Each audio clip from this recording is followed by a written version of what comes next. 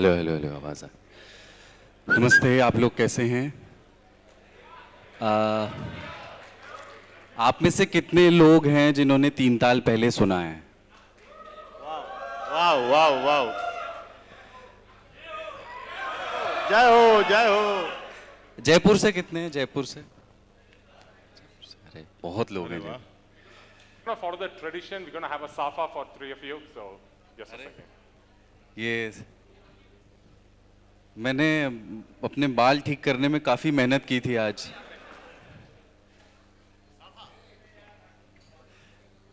साफा।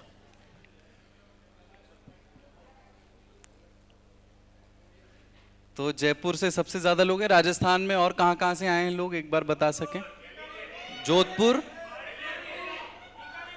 बीकानेर, बीकानेर से आए हैं। सीकर,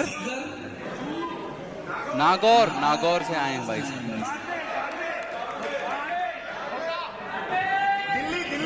दिल्ली से आए हैं। राजस्थान के बाहर वाले कितने हैं? राजस्थान के बाहर से जो ट्रैवल करके आए हैं।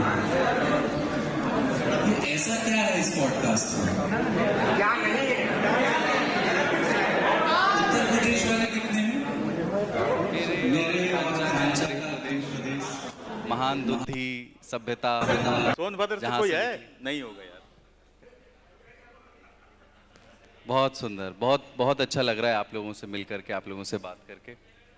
हमने नहीं सोचा था कि इतने लोग होंगे, और अच्छी बात क्या है कि आखिरी सेशन है अपना, तो शाम। अच्छा क्या है कि आते समय ना हम लोग को थोड़ा ट्रैफिक मिला दिल्ली से निकलते हुए कालिंदी कुंज पे। खांचा का फेवरेट काम है जाम में फंसना। फ्राइडे इवनिंग ये कभी होते हैं दफ्तर के बाद और घर से फोन आता है, तो ये कहते हैं कि जाम में फंसा हुआ हूं।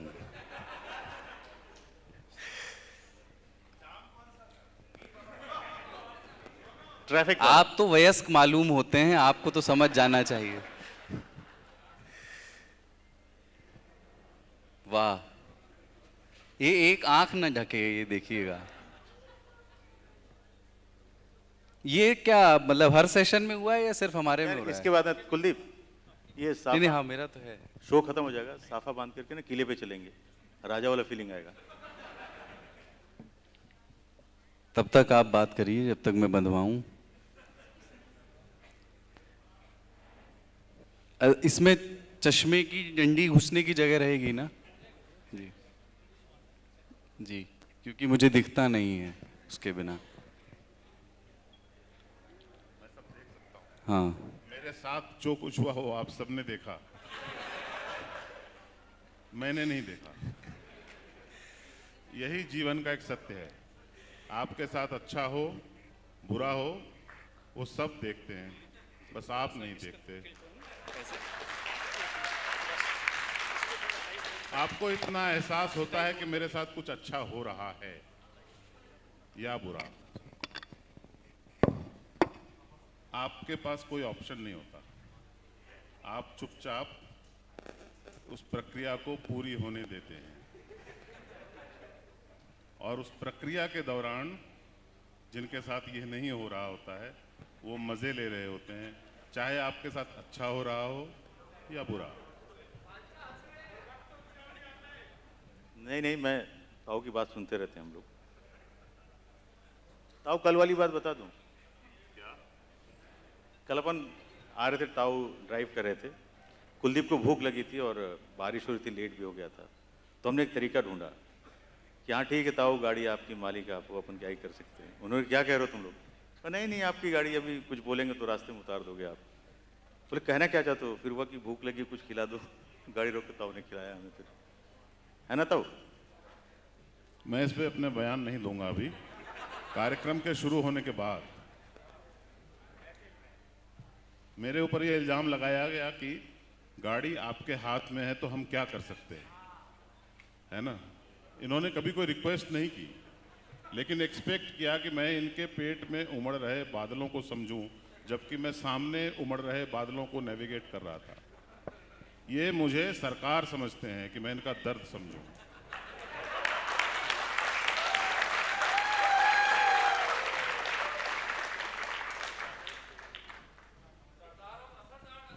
अरे थैंक यू, मुझे इस शहर के रंग की पगड़ी पहनाने के लिए शुक्रिया।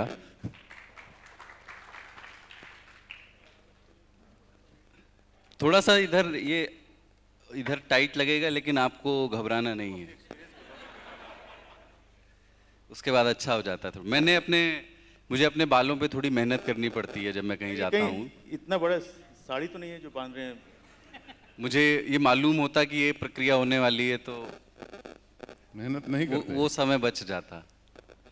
लेकिन बहुत शुक्रिया ये sir, thank you so much.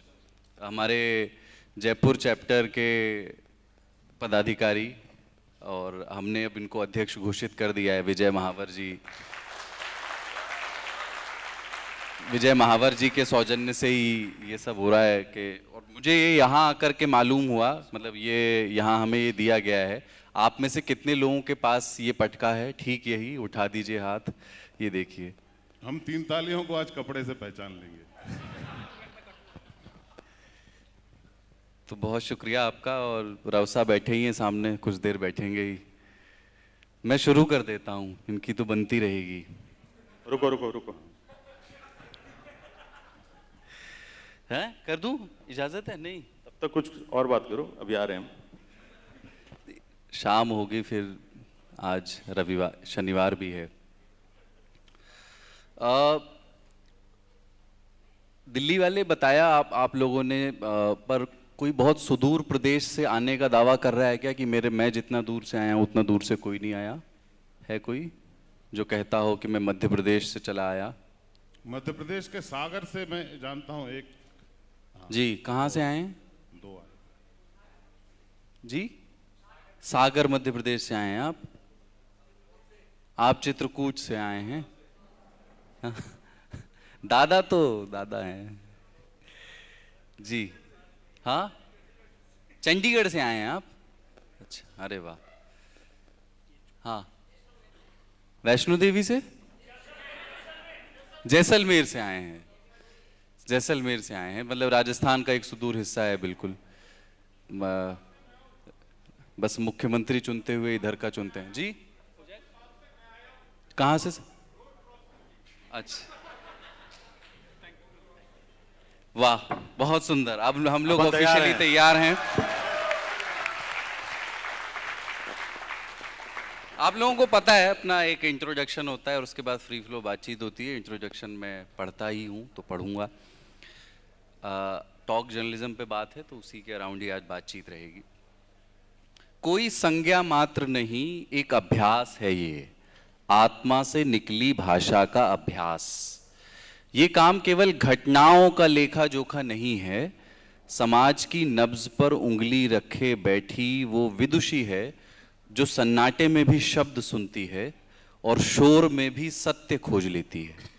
पत्रकारिता का पहला पाठ क्या हुआ है, लेकिन उसका पहला प्रश्न है क्यों हुआ है, और कभी कभी जो हुआ वो क्यों नहीं रोका जा सका।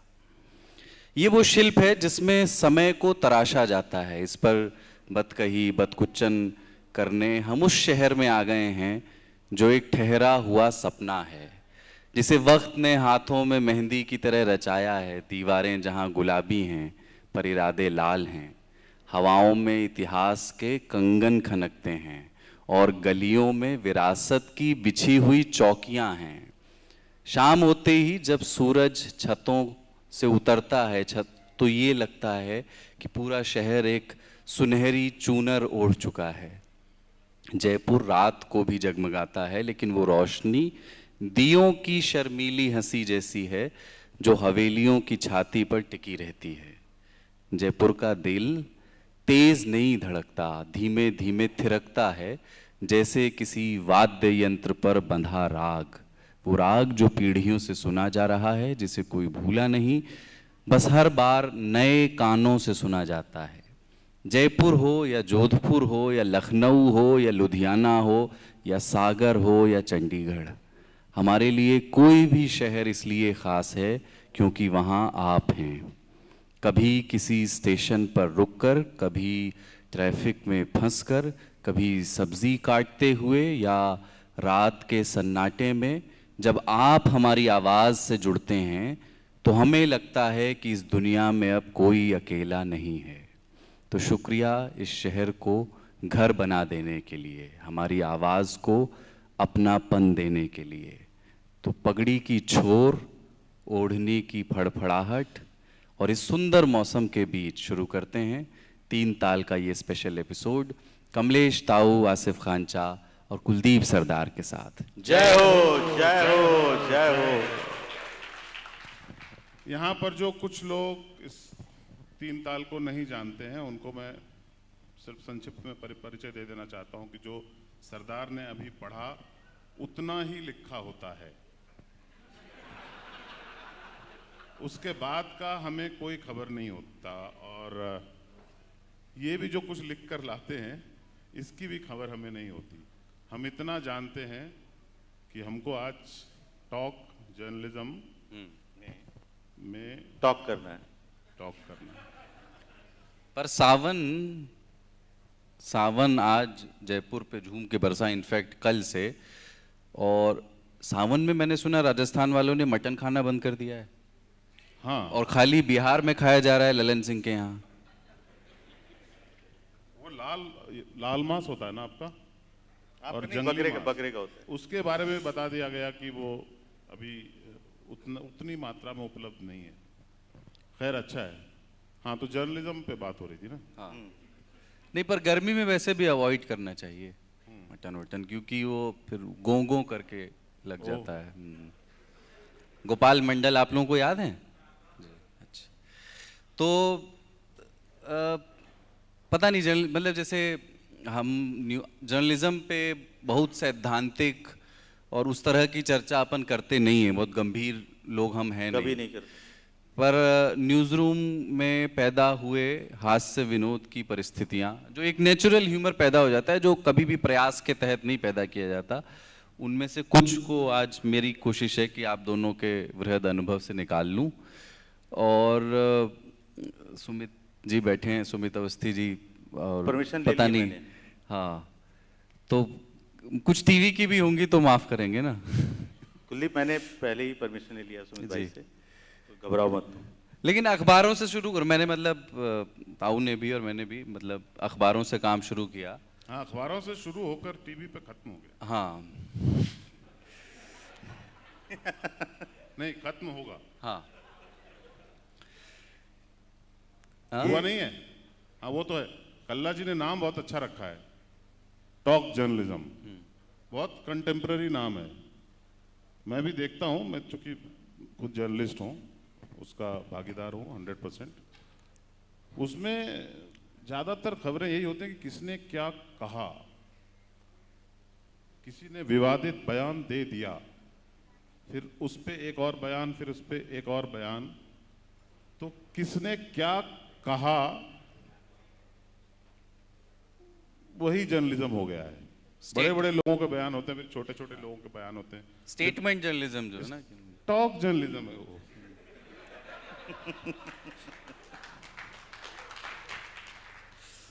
तो अपने को टॉक जर्नलिज्म, अपन वॉक जर्नलिज्म के जमाने से जर्नलिज्म कर रहे हैं। टॉक वाला बहुत आसान है। हाँ, पर खानचा हमारे न्यूज़रूम के कृष्ण हैं। अच्छा, इन्होंने न्यूज़रूम को उत्सव बना रखा है। मतलब थोड़ा ऐसे आप 90s में जाना चाहेंगे, जब आप कुछ अपने न्यूज़रूम के कुछ फनी इंसिडेंट सुनाना चाहेंगे, जिनमें से कुछ मैं सुन चुका हूँ। बहुत कुछ तो नहीं बोल सकते, लेकिन मेरा पूरा टीवी का ही रहा है 97 से। तो वो दौर अलग था, चैनल्स हुआ नहीं करते, दूरदर्शन ले करके एक होता था। वो शो था नॉर्थ ईस्ट फाइल, एक नॉर्थ ईस्ट के ऊपर शो आता था दूरदर्शन पे। साधना श्रीवास्तव जी का शो था, मैं वहाँ काम करता था। तब बहुत दिक्कतें होती थी। टेप स्टोरी एडिट हुई, एक तो लास्ट में स्टोरी एडिट होना है फ्राइडे को, फिर दूरदर्शन लेके भागो, उसका प्रीव्यू होगा, फिर आप वापस लाओ, चेंजेस करो, सबमिट करो। फिर धीरे धीरे अपना होता चला गया, अपने चैनल्स आ गए। देन आप खुद डिसाइड करते थे क्या चलेगा क्या नहीं चलेगा। और ओबी वैन कभी दिखता ही नहीं था। ब्रेकिंग न्यूज़ तो साल में 1-2 बार चलती थी यार। अब तो हर खबर ही ब्रेकिंग न्यूज़ की तरह चलती है, क्योंकि टेक्नोलॉजी आ गई और हमें लगता है कि हर खबर ब्रेकिंग न्यूज़ है। मैं अपने किस्सों पे आऊँगा जो मेरा रहा है। सुमित सर बैठे हुए हैं यहाँ पे। आपको याद है एक ज़माना आया था, हाँ पक्का तो मज़ेदार किस्सा ये था कि वो दौर आया था जब फिल्में आती थी और फिल्मों में रिपोर्टर्स को इंट्रोड्यूस किया गया, एंकर्स को इंट्रोड्यूस करने का दौर आया। वो फिल्म थी कंपनी, राम गोपाल वर्मा की। तो अपन मूवी देखने इसलिए गए क्योंकि वहाँ पे उसकी जो स्टार्टिंग था उसका, मतलब जिसमें नाम वगैरह आते हैं, उसमें सुमित भाई की आवाज़ था कि नमस्कार मैं हूँ सुमित अवस्थी और आप देख रहे हैं आज तक। तो उस चीज़ को देखने के लिए हम इतने उत्साहित थे। अब तो रोज़ सुमित जी को देख देख के बोर हो गए अपन, जिधर देखो वही, इंस्टाग्राम पे वहीं। तो खैर वो एक दौर था। और मेरे ख्याल सुमित भाई हम लोग ने बहुत बढ़िया टाइम देखा, वो जो शुरुआत था न्यूज़ का 24/7 का। ऑफिस इतना भयानक खूबसूरत था कि हम पागल हो गए देख के। पहले तो कमरों में एडिटिंग होती थी छोटे से, न्यूज़ रूम बड़ा सा अंग्रेज़ों ने पूरा बना के दिया था हमें।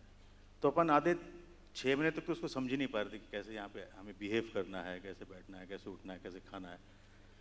तब ना ओपन स्टूडियो का शुरुआत हुआ। पहले स्टूडियो सब साउंड प्रूफिंग ये वो ऐसे वैसे होता था, ओपन स्टूडियो। एक साहब थे जो एंकरिंग की प्रैक्टिस करते थे। एंकरिंग की प्रैक्टिस यूजुअली रात में होती थी, जिनको एंकर बनना होता था। तो वो नमस्कार बोले, खर्र, वो की आवाज़ आ रही है, ऑडियो चेक करो, फिर वह सब ठीक है, नमस्कार, खर्र, अरे क्या हो रहा है। एक बंदा एंकर के टेबल के नीचे सो रहा था, वो खर्राटे की आवाज़ थी। तो हम ऐसे दिन भी हमने देखे हैं वहाँ पे। फिर धीरे धीरे हम और बढ़ते चले गए, आज हम इधर पे आकर के बैठे। पर मैं जैसे अखबारों की ना, एक बचपन में जब हम पढ़ते थे तो उसकी यूटिलिटी होती थी कि आज सेट मैक्स पे और स्टार उन पे चैनल कौन सी फिल्में आएंगी, वर्ग पहेली क्या है, और आखिरी पन्ने पर खेल का है ना, कुछ 2-3 और शेड्यूल आता था टीवी हाँ, पे पूरा। कुछ यूटिलिटी बेस्ड चीज़ें भी उस तरीके की थी। इंटरनेट के आने के बाद वो यूटिलिटी थोड़ी सी गिर गई, क्योंकि अब आप तुरंत चेक कर सकते हैं। एक मोहल्लों में एक कम्युनिटी शेयरिंग की भी चीज़ हुआ करती थी कि हमारे यहाँ हिंदुस्तान आता है पर वो कूपन वाला दैनिक जागरण उधर देता है, तो एक हमारा मिस हो गया है तो हम यहाँ वहाँ पे से ले लेते पत्रिका थे। और भास्कर, जी, यहाँ पत्रिका और भास्कर है, तो आपस में वो शेयरिंग भी चला करती थी और हॉकर को पूरा मोहल्ला पहचानता था। वो भी एक दौर था तो वहाँ थोड़ा सा उस वहाँ से अखबारों की हेडलाइन और उससे कोई चीज़ बताइए। नहीं, मैं देखो इस प्रतियोगिता वाले अखबारों में काम नहीं करता था। मैं एक अंग्रेजी अखबार में काम करता था जहाँ की बहुत तरह के जर्नलिस्ट होते हैं। जर्नलिस्ट वो भी होते हैं जो, चूंकि अंग्रेजी के न्यूज़ रूम्स में पहले बहुत एक वर्ग के लोग होते थे जो अंग्रेजी स्कूलों में गए और फिर कुछ लोग तो ज़्यादातर विदेश गए और वहाँ से लौट कर आए। उनकी जो बोली थी अंग्रेजी, यो मैन यो, हाँ, वो मुझे समझ तो आ जाती थी पर मैं उनसे कॉम्पीट नहीं कर पाता था। तो उनमें बहुत सारे लोग ऐसे थे जिसका जो आपको सैन फ्रांसिस्को कहाँ है ये बता देंगे पर सोलापुर नहीं बता पाएंगे। पर उनको डील तो करना होता था सोलापुर से, सैन फ्रांसिस्को तो वर्ल्ड के पन्ने पे होता है। ऐसे लोग भी जो इतने अंग्रेजी यहाँ थे कि एक बार भूकंप आ गया था गुजरात में, आई थिंक 26 जनवरी का दिन था, बहुत भयंकर भूकंप आया था। तो हमने एक अंग्रेजीदा पत्रकार को बोला कि जाओ अर्थक्वेक का फुटेज लेके आओ, अंग्रेजी में बोला था, समझ गए वो, और वो फुटेज लेने चले गए आज तक के न्यूज़ रूम में। और तो वहाँ लोग बिजी थे भाई, भूकंप आ गया इतना बड़ा। तो आधे घंटे 45 मिनट के बाद वो वापस आए और उन्होंने, तो हम तो निश्चिंत हो गए थे आ गया होगा। तो फिर हमने पता किया कि फुटेज का क्या हुआ।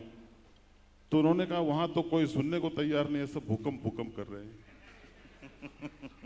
ऐसे भी लोग थे, बहुत परफेक्शनिस्ट भी होते हैं पत्रकार जो चाहते हैं कि सब कुछ परफेक्ट हो। भारत में हम 90% कंट्री हैं, कभी कभी 95% भी पहुंच जाते हैं, लेकिन हम 100% नहीं लगाते। नहीं तो अपन विकसित भारत होते अब तक। अपन बहुत पूरा नारेबाजी करके, पूरा पोस्टर वोस्टर चिपका के, ऐसे आयोजन करके और पूरे देश में प्रचार करके 90% तक पहुंच जाते हैं। उसके बाद अपन हिम्मत हार जाते हैं। वो कहते हैं हिम्मत हारते नहीं है, वो किस्मत की कम नसीबी के टूटी कहाँ कमन, दो दो चार हाथ और लबे बाम रह गया। तो 90% वाले हैं हम तो वहां पे जाके छोड़ देते हैं। कुछ लोग ऐसे भी होते हैं जो यह मान कर चलते हैं कि वो सही हैं, और वो सही होते भी हैं दिल में। जैसे 9/11 हो गया था, आप लोगों को याद होगा जो नई जनरेशन के बच्चे हैं, हमारे लिए बहुत बड़ी घटना थी वो। प्लेन जो है ना वर्ल्ड ट्रेड सेंटर में घुस गए थे अमेरिका में, तो उन्होंने कॉपी लिखी थी और कॉपी पब्लिश हो चुकी थी, इंटरनेट का जर्नलिस्ट था मैं। तो उन्होंने लिखा था कि अलायंस एयर घुस गई।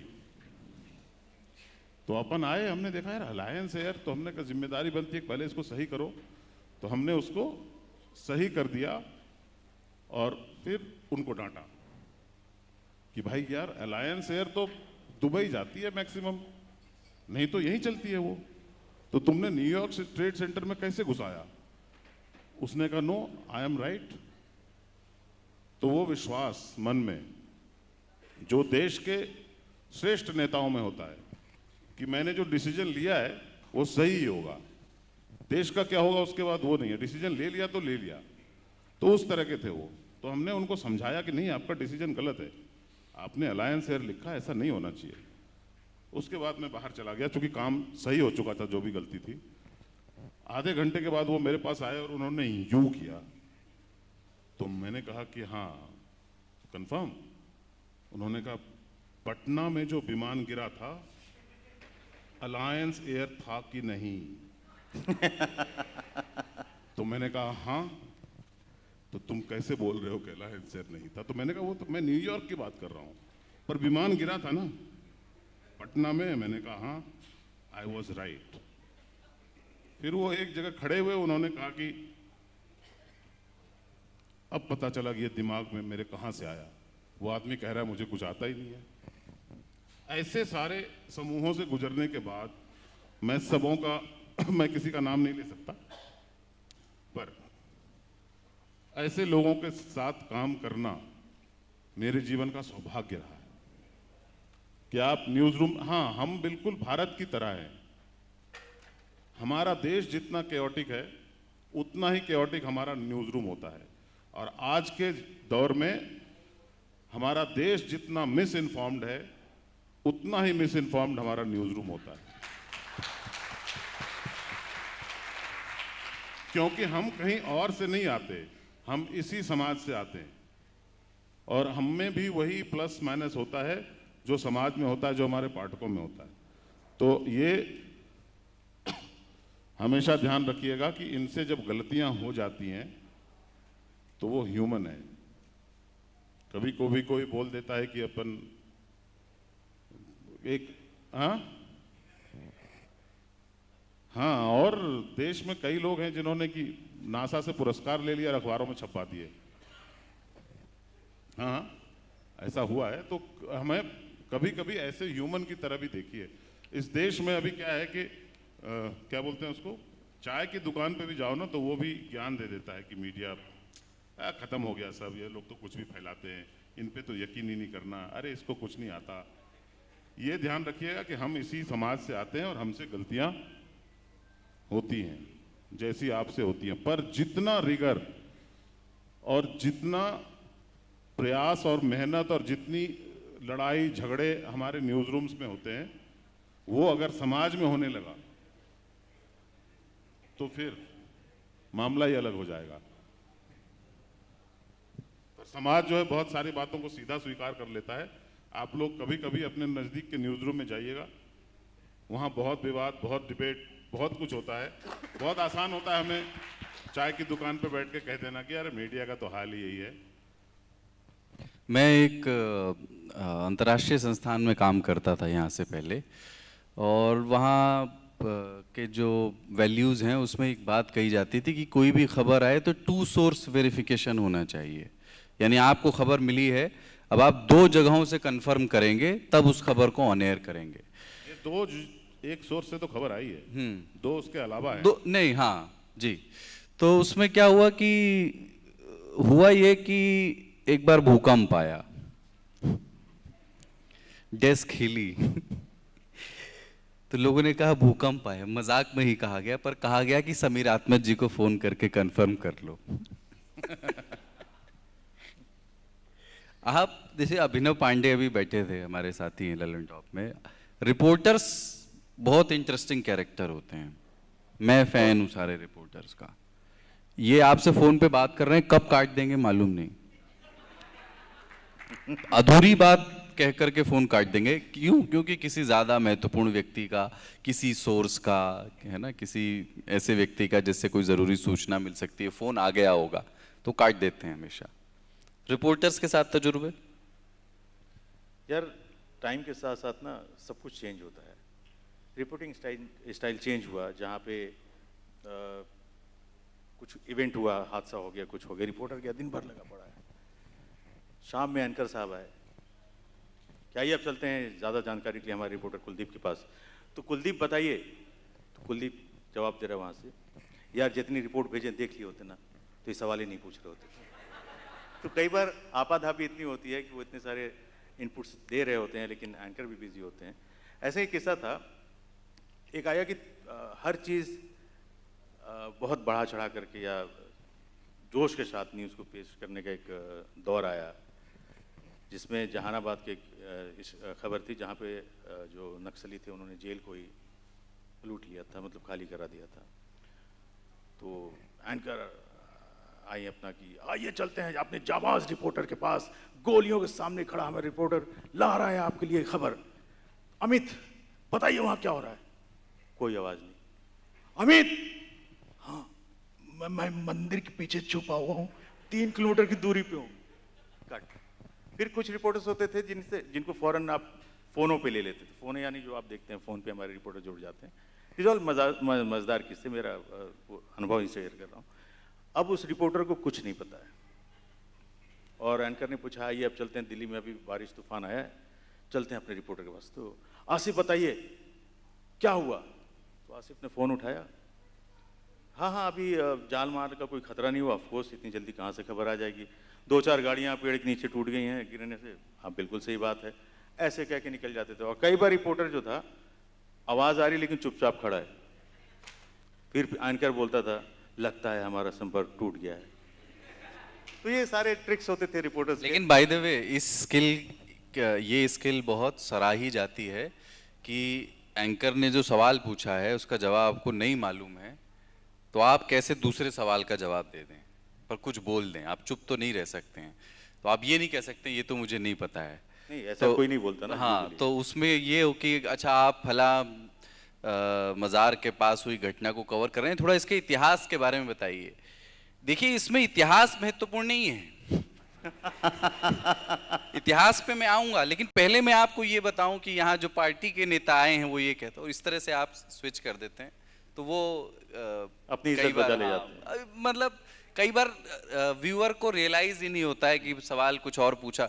बाय द वे जो जवाब वो देते हैं वो महत्वपूर्ण होता है स्टोरी के लिए। वो ऐसा नहीं होता कि घुमा फिरा के कुछ भी बोल दिया, वो स्टोरी का एक इम्पॉर्टेंट एलिमेंट होता है, बस सिर्फ उसे एक पहलू की उनको जानकारी नहीं होती। अखबारों में एक बहुत आग्रह जोर ज्यादा लोगों का, कुछ लोगों का इस बात को लेकर के रहता था कि मात्राएं ठीक लगें। मात्रा बोलते क्यों है उसको? छोटी, मैं अभी भी नहीं समझ पाया। हाँ उसको ऐसे बोलो ना, यू छोटा हो बड़ा हो टाइप। हाँ, मात्रा में बहुत बड़े होने के बाद मुझे पता चला कि उसे मात्रा बोलते हैं। हाँ उसको कितनी मात्रा? वैसे रिपोर्टर से मुझे याद आया, रिपोर्टर लोग जो टॉक जर्नलिस्ट होते हैं, एक हमारे टॉक जर्नलिस्ट थे, उनका नाम नहीं लूंगा मैं, ज्योति बासु जिंदा थे। एक टाइम था ज्योति बासु दिल्ली आ रहे थे प्रधानमंत्री से मिलने के लिए। पश्चिम बंगाल का एक 10-12 मुद्दों की एक लिस्ट थी, उस पर बहस होनी थी, प्रधानमंत्री के साथ उनकी मीटिंग फिक्स थी। तो वो उन्होंने शाम को कॉपी फाइल कर दी कि ज्योति बाबू दिल्ली गए और प्रधानमंत्री से मिलकर उन्होंने बंगाल के इन महत्वपूर्ण विषयों पर बहुत गंभीर चर्चा की। प्रधानमंत्री ने उन्हें आश्वासन दिया है कि सभी मसले सुलझा लिए जाएंगे। अगले दिन हमारे पेपर में था कि ज्योति बाबू जो है प्रधानमंत्री से मिले टेलीग्राफ में खबर थी कि ज्योति बाबू बीमार हैं, वो जा नहीं पाए दिल्ली। और तो हमने रिपोर्टर को, मोबाइल फोन नहीं था तब उतना फैला हुआ, हमने रिपोर्टर को फोन किया तो पता चला कि वो छुट्टी पर हैं, चले गए अब। क्योंकि उन्होंने ये मान लिया था कि कौन पूछता है, दिल्ली गए होंगे तो बात हुई ही होगी। लेकिन दूसरे वाले ने पूछ लिया था शायद कि गए थे क्या, उन्होंने कहा गए थे क्या, हॉस्पिटल में पड़े हो, बीमार है। कई बार रिपोर्टर जो होते थे आप मान के चलते थे कि इसको हर खबर पता होगी ही होगी। अरे वो भी इंसान है यार, मशीन थोड़े लगा कहीं पे कुछ हुआ उसको दिमाग में आ गया कि ये खबर हो गई है। किस्सा ये होता कि अंबिका सोनी ने रिजाइन कर दिया था, तो जो ब्यूरो चीफ थे उन्होंने जो बीट कवर करते थे कांग्रेस की उसको उठा की। अंबिका सोनी लीडर थी एक, हाँ कांग्रेस की बड़ी लीडर थी, कि उन्होंने रिजाइन कर दिया। अब वो रिपोर्टर को नहीं पता था, तो ब्यूरो चीफ आए, आसिफ अंबिका सोनी ने रिजाइन कर दिया है। उसने कहा कर दिया होगा यार, मुझसे पूछ के थोड़ी करेगी, अब खबर आई अब जाके देख लूंगा। तो वो सारी चीजें होती थी न्यूज रूम में, बहुत क्यूट क्यूट थी, और आज हमें याद करके बड़ा मजा आता है। हमारे एक संपादक जी थे, उनसे जिसको कहते हैं ना प्रत्युत्पन्नमति, प्रेजेंस ऑफ माइंड, और वो मतलब ताऊ जैसा ही था उनका। तो उनसे किसी ने पूछा था कि कई बार होता था, कंफ्यूजन होते थे ना कि कोई शब्द कैसे लिखा जाएगा, तो किसी ने पूछा कि दाऊद में ऊ छोटा है कि बड़ा। तो उन्होंने ऐसे आसमान में ताकते हुए कहा कि दाऊद में तो बड़ा ही होगा, छोटा तो शकील है। एक अविनाश मिश्र की ना कविता है इसी पे, इनफैक्ट 2 कविताओं के संग्रह हैं, मतलब 2 छोटी छोटी कविताएं हैं। न्यूज रूम में भाषा के आग्रह को लेकर के जो होता है ना कि ये सही स्पेलिंग है और ये लिखी जाए, तो कविता है कि उपसंपादिका वह अक्सर पूछती है कि अक्सर में आधा का होता है कि पूरा। मैं बिल्कुल भ्रमित हो जाता हूं, बिल्कुल में आधा ला होता है कि पूरा। अक्सर बिल्कुल, बिल्कुल अक्सर। दूसरी कविता है ऊ ऊ। करुणा बहुत बड़ा शब्द है, लेकिन मात्रा उसके राह में छोटे ऊ की लगती है। रूढ़ी बहुत घटिया शब्द है, लेकिन मात्रा उसके राह में बड़े ऊ की लगती है। जो जागरूक नहीं होते वो जागरूक के राह में छोटा ऊ लगा देते हैं, लेकिन जागरूक होना बेहद जरूरी है, और इसकी शुरुआत होती है जागरूक के राह में बड़ा ऊ लगाने से। और अगर एक बार यह जरूरी शुरुआत हो गई, तब फिर शुरुआत के राह में कोई बड़ा ऊ नहीं लगाता, और ना ही जरूरी के राह में छोटा ऊ। बहुत बहुत खूब, बहुत खूब। अखबारों की कुछ हेडलाइंस बताइए बढ़िया। मैं बता देता हूँ 1-2 ताऊ की। इंडिया वर्ल्ड कप एक 2011 का होगा शायद, या पता नहीं, T20 वर्ल्ड कप था, मुझे याद नहीं। वाला 2011 वर्ल्ड कप था, जिसमें श्रीसंत थे और ऑस्ट्रेलिया को मैच हराया था। वो क्या था, T20 वर्ल्ड कप नहीं, वो तो 2007 था, उसके बाद की बात है। कोई वर्ल्ड कप का सेमीफाइनल होगा, ऑस्ट्रेलिया को इंडिया ने हराया था। और ताऊ और मैं तब एक ही अखबार में काम करते थे। ताऊ ने हेडिंग दी थी औसी की तैसी, याद है आपको? पाकिस्तान को हराया था तो पाक साफ लिखा था। एक बहुत सुंदर हेडलाइन मुझे याद है, हमारे उन्हीं संपादक जी के जिनका जिक्र मैं कर रहा था। उन्होंने एक आर्टिकल लिखा था और यूपीए सरकार की आलोचना में, और उसकी हेडलाइन थी निरूपा राय सी निरूपाए सरकार। वाह। क्योंकि निरूपा राय उस समय लाचारगी या दुखियारी उस तरह के किरदारों के लिए मशहूर थी। निरूपा राय जो है वो अक्सर माँ का रोल करती थी, हीरो के माँ का। हाँ, दुखियारी कैरेक्टर, बच्चे बिछड़ गए, पति मर गया टाइप से रहता था। हाँ। इस देश के अंदर एक हीरो है, उसकी माँ निरूपा राय की तरह लाचार है। हीरो है, मगर मैं ना स्ट्रगल करता हूँ, चूंकि मैं एक ऐसे क्षेत्र से आता हूँ, आप लोग तो बड़े यार राजस्थान के लोगों का, तो मैं क्या बोलूँ, घड़ा घड़ी नहीं, खमा घड़ी तो मुझे आता है। आप घड़ा भी बोलते हो, आप घड़ी भी बोलते हो। हाँ, क्योंकि चीज़ों की हमारे तरफ ना चीज़ों का कोई लिंक नहीं होता। हमारे यहाँ बस आ रहा है, ट्रेन आ रहा है, बारिश हो रहा है,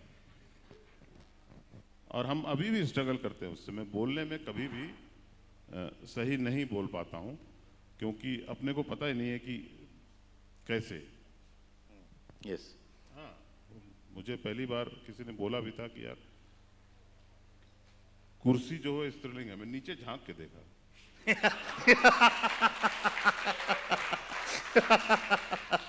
कैसे इस आदमी को मालूम है।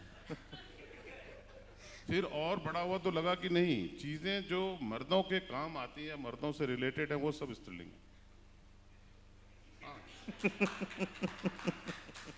मूंछ भी स्त्रीलिंग और दाढ़ी भी स्त्रीलिंग, सेना भी स्त्रीलिंग है और गाड़ी भी स्त्रीलिंग है। ऐसा ही है। सरकार, पार्टी। हाँ, फिर आपको उसमें एक पैटर्न नजर आने लगता है कि ये सब स्त्रीलिंग क्यों है। क्योंकि हर चीज जो आपको बचा ले जाती है ना, वो स्त्रीलिंग होती है, वो स्त्रीलिंग होती है। बहुत बढ़िया। हाँ, बहुत आवश्यक है। कई बार डुबा भी देती है। हाँ, आपको क्या डूबा है? इन जनरल बात कर रहा हूँ मैं। नहीं, ये पगड़ी भी स्त्रीलिंग होती है ना। पगड़ी। पगड़ी स्त्रीलिंग होती है ना। हाँ हाँ। ये पुल्लिंग है या स्त्रीलिंग है? ये पगड़ी नहीं है।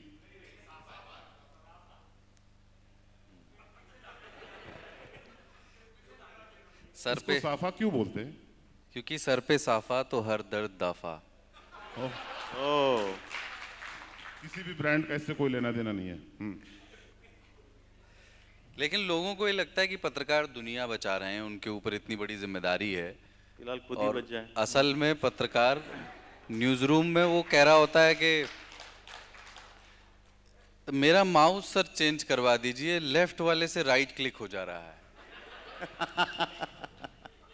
पॉइंट है, पॉइंट है। अक्सर मिलता है आपको, हर दूसरे तीसरे दिन एक आदमी न्यूज रूम में ये शिकायत करता हुआ मिलता है। ये लेफ्ट में बैठा है, मैं राइट में हूं। मुझे लोग ऐसे प्यार से संगी बुलाते हैं, पर देखो आपने बिठाया ऐसे मुझे राइट में बिठाया। हाँ, मैं दक्षिण पंथी हूँ। ये आम आदमी पार्टी जैसा है, पता नहीं कहाँ आज इधर है। कल पता नहीं ये वामपंथी हैं। ये ले भाई, नया सुनने को मिला है। अरे देखो बॉस, यहाँ पे जो भी हो रहा है ना, पंथ वाला चक्कर, वो सब लिप सर्विस है। मैं लिप राइट पंथी हूँ और ये लिप वामपंथी है। मैं चैलेंज करता हूँ किसी को कि इनका बायां पॉकेट चेक करो, इनका बायां पॉकेट चेक करो, निकालो निकालो। नहीं निकालो। नहीं, ताऊ सही कह रहे हैं। तो जब हम ये चकित हो जाते हैं कि ये आदमी तो कल तक इस पार्टी में था, उसमें कैसे चला गया, ये पत्रकार तो ऐसा हुआ करता था, इसने मेरा दिल तोड़ दिया। क्योंकि आपने अपने मन के खांचे में किसी को बिठाया हुआ है, उसे अगरबत्ती दिखा रहे हैं, वह स्वतंत्र है किसी दूसरे खांचे में जाने को। ये सारा लिप सर्विस है और इन जैसा लिप वामपंथी है। खांचा स्वतंत्र है किसी भी खांचे में जाने को। हाँ, क्या दिक्कत है? पर न्यूज रूम, जो टीवी न्यूज रूम की भाषा, पता नहीं, आप तो जानते हैं, सुमित जी थे अभी, नहीं चले गए, पर हैं पीछे हैं। उसमें एक चीज़ मुझे शुरू में बहुत आकर्षित करती थी जब मैं ट्रेनी था, कि किसी खबर को, कोई खबर अगर अच्छी आई है और उसको कितनी देर तक चलाना है ना, तो एक आदमी जो कमांड देता था वो कहता था काटिए काटिए काटिए, ए ना ही काट लीजिए। तो मुझे लगता था कि भी होंगी यहाँ पे कहीं। हाँ, तो मुझे लगता था ए ना ही क्यों काटना है, ए ना ही तो आप फीड इन ले रहे हैं, उसको काटना क्यों रखा गया है। एक शब्द होता था ताने रहिए, खबर अच्छी चल रही है, ताने रहिए यानी इसी खबर पर बने रहिए, ताने रहिए अभी।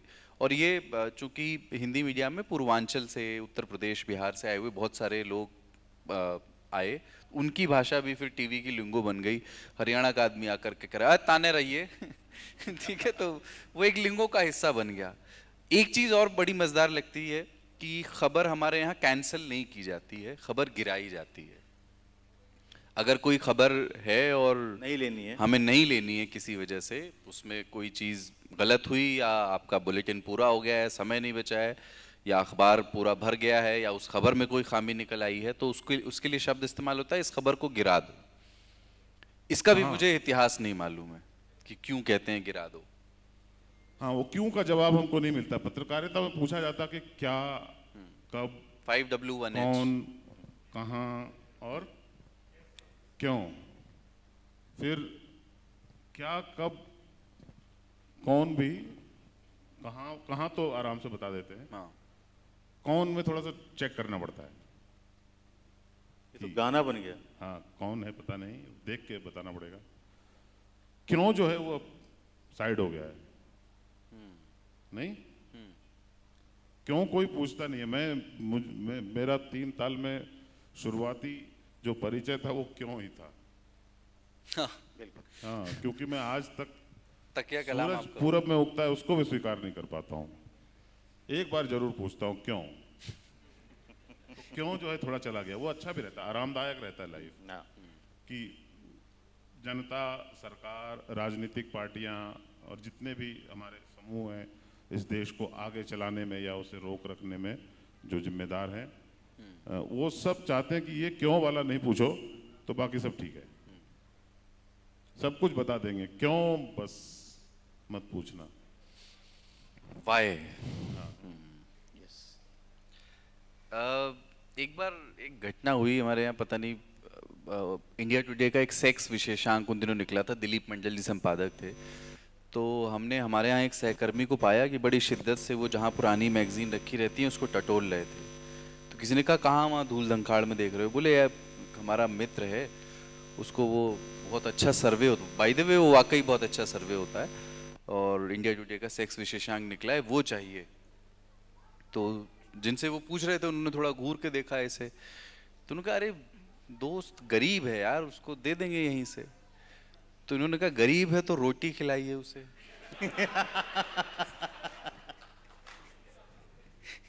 विशेषांक क्यों दे रहे हैं? एक और हुआ था, और 3 घंटे तक चली थी वो हेडलाइन। कहाँ चली थी, संस्थान का नाम नहीं लूंगा, मत लेना। हाँ, ट्रेन में युवक की अगवा कर हत्या, अ की जगह 3 घंटे तक ह लिखा हुआ, और वो 3 घंटे तक चलता रहा। नहीं, 3 घंटे कर देगा तो भी मर ही जाएगा वो बहुत खराब लगा। मिस्टेक है। हाँ, स्पेलिंग मिस्टेक।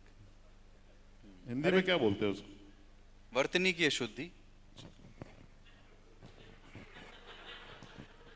कितना वर्तनी, वो भी हिंदी में भी टफ है ना, वर्तनी की अशुद्धि बोलना।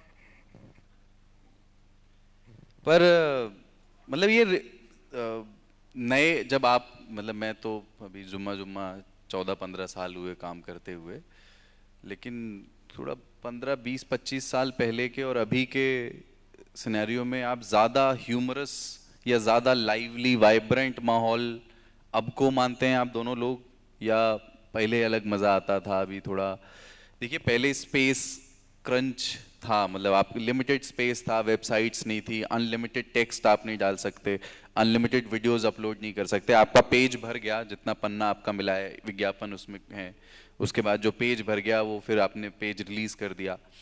पर अभी आपके पास अनलिमिटेड काम करने का स्कोप है। अभी आप 24 घंटे काम करने के लिए एक बहुत बड़ी टीम रखते हैं।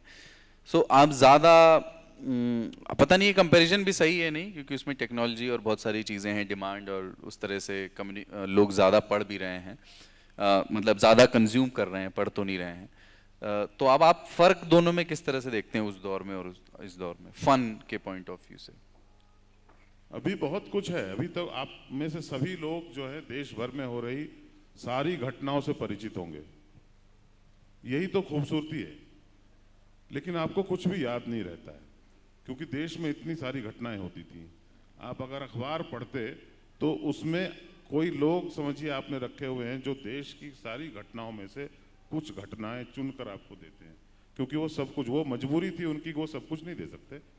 पर अखबार में एक खूबसूरती है कि आपको सब कुछ खुद से ही नहीं डिसाइड करना पड़ता। अभी आपको बहुत कुछ आता नहीं है, आप कंज्यूम बहुत करते हैं पर वो लगता कुछ नहीं है। बिल्कुल। ये एक बहुत बड़ी समस्या है। हमारे लिए स्कोप तो बहुत है, स्पेस का नितांत अभाव है। ये देश जो है गुस्सा भी है, प्रतिरोध भी करता है, चिल्लाने की पूरी आज़ादी है सबको, हंसने की आज़ादी नहीं है। अपन इस देश में बहुत मुश्किल है कि आप किसी पे हंस नहीं सकते। किसी ने बोला कि वो समय रैना करके एक लड़का है, उसने कहा कि उसने किसी विकलांग पे हंसा, क्यों चुटकुले बनाए। आप में से जितने लोग हो, आप सब जब छोटे थे तो पता नहीं किन किन पे चुटकुले बनाते थे, पर हम अब बिल्कुल अवेयर हो गए कि हमें इस पे चुटकुले नहीं बनाने चाहिए, हमें फर्श पे भी चुटकुले नहीं बनाने चाहिए। फर्श भी तो धरती माता का हिस्सा है। हाँ, आसमान पे भी नहीं। और जो बड़े बड़े लोग हैं जो जो जिन्हें माननीय कहा जाता है जनरली हिंदी में, हाँ हाँ, अंग्रेजी में बड़ा अच्छा है, अंग्रेजी में है ऑनरेबल, मतलब ये इनको ऑनर कर सकते हैं आप। अच्छा, जब आदमी ऑनरेबल था तो उसे ऑनर कर दिया तो वो ऑनर्ड हो जाना चाहिए, लेकिन वो फिर से ऑनरेबल रहता है। हाँ, वो लगातार ऑनरेबल रहते हैं कि मैं अभी भी, प्लीज, हाँ, वो लाल कृष्ण आडवाणी है कि जब से राजनीति में है नेक्स्ट प्राइम मिनिस्टर है।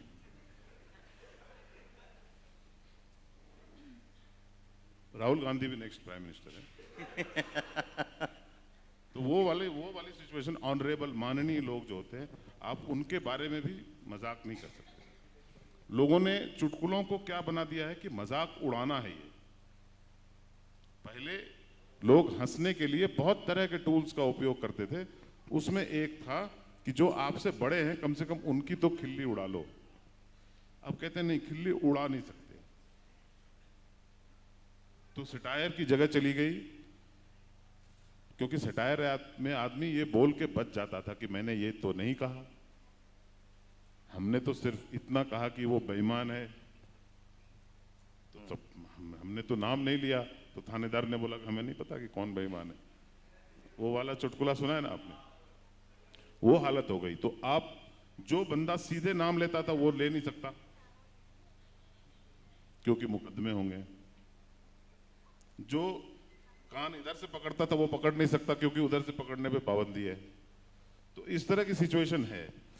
स्कोप बहुत है, इंटरनेट में बहुत सारा जगह होने का मतलब ये नहीं है कि आप बहुत कुछ लिख पढ़ बोल सकते हैं। और ये, क्षमा करेंगे, ये बंधन हमें किसी सरकार ने, किसी व्यवस्था ने हम पर नहीं डाले हैं। ये सबसे पहले लोगों को खुद पूछना चाहिए कि ये बंधन, ये जो जंजीरें हैं, ये क्या हमने खुद सोने की बनाई और उसे अपने पैरों में डाला? क्योंकि हम मानते हैं कि सोने की जंजीर है, ये सोने की चिड़िया थी, यहां पे बेटियां का पैर किसी ने नहीं देखा है, तो बेटियां भी मानती हैं, बेटे भी मानते हैं, और हम सब मानते हैं कि ये फलां फलां चीजें जो हैं ये हमारी संस्कृति और महान परंपराओं का हिस्सा है। ये जो जंजीर है सोने की है, 24 कैरेट, हमारे परदादा जी ने बनवाई थी, हमारे दादा के लिए, हमारे खानदान में चला आ रहा है ये देखो।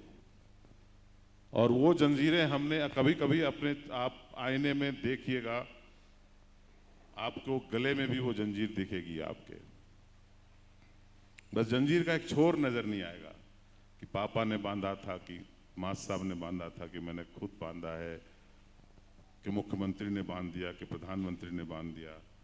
बंधा हुआ यहां कोई नहीं है, सारी काल्पनिक बेड़ियां हैं, बस गरीब की बेड़ियां लोहे की बनी है, जो अफोर्ड कर सकता है उसकी सोने की बनी है। स्कोप बहुत है, करना नहीं स्पेस चाहते नहीं। लोग। क्या बात। आप में से किसी ने किसी के साथ देखा या सुना तो होगा ही ना कि आदमी अगर प्रेस कर रहा हो और उसी टाइम फोन आ जाए, कांड हो जाता है। कई बार प्रेस उठा के कान पे लगा देता है। इस तरह की बहुत घटनाएं मीडिया में होती हैं, इसी मिजाज की। तो एक चीज़ होती है जिसमें टीपी पर लाइव लिखा जाता है, एंकर के लिए कोई ब्रेकिंग आई है तो एक तरफ पीछे से एक प्रोड्यूसर लिख रहा होता है खबर और एंकर उसको लगभग लाइव पढ़ रहा या पढ़ रही होती है। थोड़ा सा फासला होता है, जाहिर है कि 8 लाइन लिखी जा चुकी हैं और एंकर पहली या दूसरी लाइन पर है। तो वैसे में ही एक प्रोड्यूसर साहब अपने गर्लफ्रेंड से भी बात कर रहे थे उसी दौरान, और बात कुछ नाजुक थी, कुछ नाराज़गी का मसला था, और उन्होंने जो है प्रेस उठा करके कान पे रख ली। उन्होंने टीपी में लिखा कि आज महिलाओं पर बड़ा फैसला होने वाला है दिल्ली में और मुख्यमंत्री रेखा गुप्ता इसका ऐलान करेंगी, रात 8 बजे डिनर पर मिलते हैं, लव यू। वो तो एंकर सधी हुई थी तो वो उन्होंने नहीं पढ़ा वहाँ से। कई बार एंकर जो तुमने बोला लाइव पढ़ते थे तो वो बैठते थे और उनको पता भी नहीं होता था कि मतलब आगे क्या लिखा होगा। इंट्रोडक्शन ओपनिंग जो होता था उसके बाद सीधा स्टोरी पढ़ते थे। तो एक टाइम था जब आखिरी पहली खबर जो होती थी ना उसका इंतज़ार होता था। प्राइम टाइम के जो शो होते थे वो यूजुअली 10 मिनट पहले 15 मिनट पहले डिसाइड होता है ये वाली खबर टॉप की खबर बनेगी। उस समय न्यूज़ रूम का जो पूरा हालत होता था, लोग एक दूसरे को कॉलर पकड़ना, चिल्लाना, चीखना बहुत आम बात होती थी। लेकिन वहाँ पे मोहब्बत दिख गया। जैसे ही शो खत्म 9 बज गया, मेल हाँ। कराती मधुशाला, बात सब शांत हो जाता था। 9:30 भी बज जाते होंगे ना तो।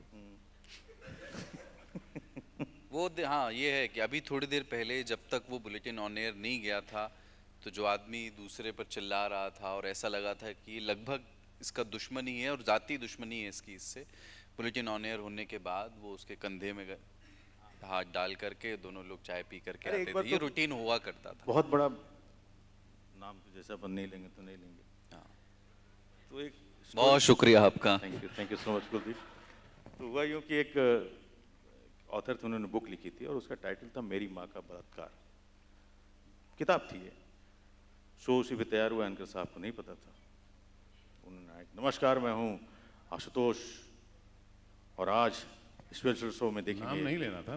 वो आशुतोष था भी नहीं ना, वो कोई और थे। आप एक ही नाम से जोड़ के कहाँ चलेगा, वो तो रहे भी नहीं। तो उन्होंने खैर नमस्कार मेरा नाम है अमिताभ और आज देखेंगे मेरी माँ का। फिर वो चुप हुई कि क्या लिखा हुआ है यार, वो ऑन एयर था मामला। तो इस तरह की चीज़ें होती थी। अब काफ़ी टेक्नोलॉजी आ गई है, सुधार हो गया। मतलब टेक्नोलॉजी में पहले ब्लंडर बहुत बड़े बड़े थे। फेडर किसी ने अप किया हुआ था, ब्रेक के दौरान डाउन नहीं किया, वो अपनी कुछ पर्सनल बातें कर रहे, वो ऑन एयर जा रही हैं। ब्लैक चला जाना अपराध Black होता चला था जाना टीवी होता था, में, बहुत सारी अभी चीज़ें भी होती है। पर एक संपादक जी थे जिनकी ना आदत पड़ गई थी ये बोलने की, एंगल क्या है। ये बहुत कॉमन सा है। कोई स्टोरी मतलब जो लोग अंदरूनी पत्रकारिता के उनसे नहीं, ज़्यादातर लोग आप नहीं होंगे वाकिफ, तो मैं बता देता हूँ। कोई खबर जब खबर है और कोई रिपोर्टर खबर को पिच करता है संपादक से तो अप्रूवल लगता है। संपादक कहता है क्या खबर है, तो वो बताता है कि साहब फला जगह पे जो है 3 नाले 3 साल से साफ नहीं हुए। तो वो कहता है कि ये तो सब जानते हैं, इसमें एंगल क्या है। तो बोले कुछ एंगल होना चाहिए, कोई एक स्टोरी एंगल बोलते हैं वो होना चाहिए। पर उनकी आदत पड़ गई थी ये कहने की। फिर मैंने सुना बाद में कि घर में उनको कई बार पूछ लिया जाता था कि आज खाने में क्या बनेगा, तो पूछ लेते थे एंगल क्या है। कहना वो ये चाहते थे कि ऑप्शंस क्या हैं, और पहली बार जुबान से निकलता था कि एंगल क्या है। तो रह जाता है वो थोड़ा सा एक दफ्तर मेरा का। सवाल है आपसे कि अब तो काफ़ी गूगल और सारी चीज़ें हो गई हैं जहाँ पे आप कर लेते हैं। मैं शुरू में बहुत परेशान रहता था कि टीवी की हर खबर अखबार को पढ़ के क्यों डिसाइड की जाती है। मैं सुन नहीं पाया आपको। हाँ, मुझे इको आ रहा है थोड़ा। कह रहे हैं कि टीवी रोज सुबह मीटिंग होती थी, अखबारें रखे होते थे और वो उसमें से खबर पढ़ के देन डिसाइड होता था कि आज टीवी पे ये चलेगा। टीवी की खबर अखबार को देख के क्यों चलाते थे। हाँ, क्योंकि टीवी के रिपोर्टर हर जगह नहीं होते थे, अखबार के सब जगह होते थे। टीवी के रिपोर्टर, आपके तो रिपोर्टर बहुत कम होते हैं टीवी। राज्य की राजधानी में हो सकता है एक हो, और कोई बड़ा शहर उस राज्य में फॉर्चुनेटली हुआ तो वहाँ है। ओके, ये एक वजह रही होगी। हाँ, यही थी, अखबार में खबर आती थी, फिर आप लोग चलाते थे। वो एक दिन बासी भी हो जाती थी इस हिसाब से। बासी नहीं होता, टीवी पे आने वाला खबर ही पहला खबर होता है। इसीलिए ताजा खबर यस उसका नाम यस, वो ये मान के चलते थे कि अगर हमने नहीं दिखाया तो खबर है क्या। तभी इसको ताजा खबर करके चलाते थे वो लोग। हाँ, बढ़िया। ताज़ा ये होती है, तो टीवी के आने के बाद ही खबर होती है। आप वो न्यूज़रूम में उन वाले प्राणियों से भेंट हुई है आपकी जो नेम ड्रॉपिंग बहुत करते हैं, या इस तरीके का एक मजमा बनाने की कोशिश करते हैं कि मेरी पहचान हर जगह है? और मैंने वाकई में किसी को कहते हुए सुना था कि रणवीर दीपिका के कुत्ते के थेरेपिस्ट से मेरी ये खबर मुझे मिली है। नहीं, बहुत लोग मुख्यमंत्री से या कभी कभी प्राइम मिनिस्टर से भी बात कर लेते हैं, और ये बहुत खुल के कहते हैं कि उन्होंने अपना नंबर मुझे नहीं दिया हुआ है, ये जो फोन था वो उन्हीं का था। अपना नंबर उन्होंने नहीं दिया हुआ, बांटते नहीं। सुबह की मीटिंग्स के बारे में कुछ बताइए, जो एडिटोरियल मीटिंग्स होती हैं हमारे यहाँ, जो आप कह रहे थे ना कि आप मतलब आकर के देखें कि कितने बहस मुबाहिसे होते हैं किसी भी खबर को तय करने से पहले। कई बार उसमें जो नए साथी पत्रकार प्रशिक्षु आते हैं वो अपने स्तर से सीखते हैं कि स्टोरी कैसे पिच की जाती है, कैसे एंगल दिए जाते हैं, पर उसमें कई बार फनी सिचुएशंस भी बन जाती हैं। इतने सालों से वो बैठ के आप ले रहे हैं, उसका कुछ किस्सा? मैं एक्चुअली इसमें बहुत बड़ा पार्टिसिपेंट नहीं रहा हूँ। मॉर्निंग मीटिंग्स जो होती हैं उसे बहुत सारे जो एडिटर जो है वो धर्म के रूप में लेते हैं कि ये अकाट्य है, इस रूल को वायलेट नहीं किया जा सकता। मेरे साथ काम किए हुए कुछ संपादक हैं, पता मैंने कभी सुबह नहीं देखी, मैंने कभी शाम भी नहीं देखी है, पर सुबह नहीं देखी, तो मेरा मॉर्निंग से उतना वास्ता नहीं रहा जितना कि मॉर्निंग मीटिंग करने वाला। मैं बहुत आफ्टरनून टाइप का आदमी था, इसीलिए इवनिंग नहीं देख पाता था। पर मीडिया में एक चीज और है जिसके लिए जो सारे जर्नलिस्ट के रिश्तेदार ताने देते हैं कि भाई तुम्हें छुट्टी नहीं मिलती है तुम लोगों को। हाँ, छुट्टी तो नहीं ही मिलती है। छुट्टी किसको मिलती है? क्या एसबीआई में काम करने वाले किसी कर्मचारी को छुट्टी मिलती है? ये कुछ इंडस्ट्रीज के लोग हैं ऐसे जो कहते हैं कि वो देश की सेवा में लगातार सतत लगे हुए हैं और उनको छुट्टी नहीं मिलती। सत्य ये है कि छुट्टी अब किसी को नहीं मिलती, किसी को नहीं। हम एसबीआई के कर्मचारियों का मजाक उड़ाते हैं उनके लंच टाइम के बारे में, मुझे अच्छा लगता है, मैं भी चुटकुले बनाता हूं, पर सत्य यही है कि वो आजकल 9 बजे घर जाते हैं और हर आदमी काम कर रहा है, छुट्टी किसी को नहीं है। ये जो होता है कि मैं छुट्टी पे कहीं जाऊंगा, पता नहीं कहां जाते हैं कौन। पत्रकारों को ये हमेशा रहता है कि हम देश की सेवा जो है किसी क्लर्क से या किसी रेलवे के ड्राइवर से या किसी इंजीनियर से ज्यादा कर रहे हैं और हम अंडरपेड हैं, इतना ही है। छुट्टी मिलती है, तुम हमसे बाहर बात किया करो इसके बारे में। ये भाई मैं देख रहा था तुम पब्लिक मंच पे अपना अप्रोच लगा रहे हो ना, सही बात नहीं है। चूंकि आप लोगों से बात करने का मौका कम मिलता है और ये एपिसोड जैसा था भी नहीं, आप लोगों से बातचीत का मंच अधिक था। बंदिशें बहुत थी नहीं, पर मैं ये चाहता हूँ कि ज्यादा बातें आपसे हों और माइक आपके हाथों में आ जाए। हाँ, तो आप जो भी कहना चाहते हैं, जो मतलब क्योंकि बहुत सारे लोग बहुत दूर से आए हैं। कुछ सवाल जरूर लेंगे। हाँ बिल्कुल। उसके बाद एक सरप्राइज है। नौरंगी जो डिमांड होगा। Yes yes yes. माइक्स हैं क्या? माइक है जी, आप बताइएगा, आप में से जिसको भी जो कहना हो हाथ उठाइएगा। तो इधर एक माइक है भाई साहब के पास जी।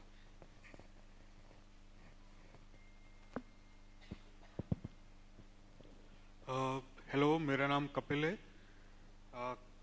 तीन ताल देखते हुए काफी टाइम हो गया। आप कहाँ से आए हैं बताइए? मैं वैसे जयपुर में ही रहता हूँ, बट सड़क के उस पार से। सड़क के उस पार मेरा ऑफिस है, वहीं से आ रहा हूँ जी। तो मैं वैसे भरतपुर का रहने वाला हूँ। यहाँ पे मैं जॉब करता हूँ एज अ CTO। एक कंपनी में मैं वर्क कर रहा हूँ। जो भी फ्री टाइम रहता है उसमें मेरा मेन यही रहता है कि तीन ताल को ही देखा जाए। एक भी एपिसोड अब तक नहीं छुपा। यहाँ पे बस मैं एक चीज आपसे पूछना चाहूंगा, जैसा मैंने थोड़ी देर पहले सरदार से भी पूछा था कि खबर मिली है कि बाबा ने इंस्टीट्यूशन दोबारा ज्वाइन कर लिया है, तो क्या आप तीन ताल से हम चौपाल पे जाने वाले हैं? तीन ताल के बारे में सवाल मत पूछिए आप। मैं सबको कहता हूँ, ये तो हम करते ही हैं एपिसोड्स में भी। यहाँ पे सवाल जो है वो तीन ताल के अलावा होने दीजिए। बहुत सारे लोग हैं यहाँ जो तीन ताल को नहीं जानते, उनके लिए बहुत मुश्किल होगी उससे रिलेट करना।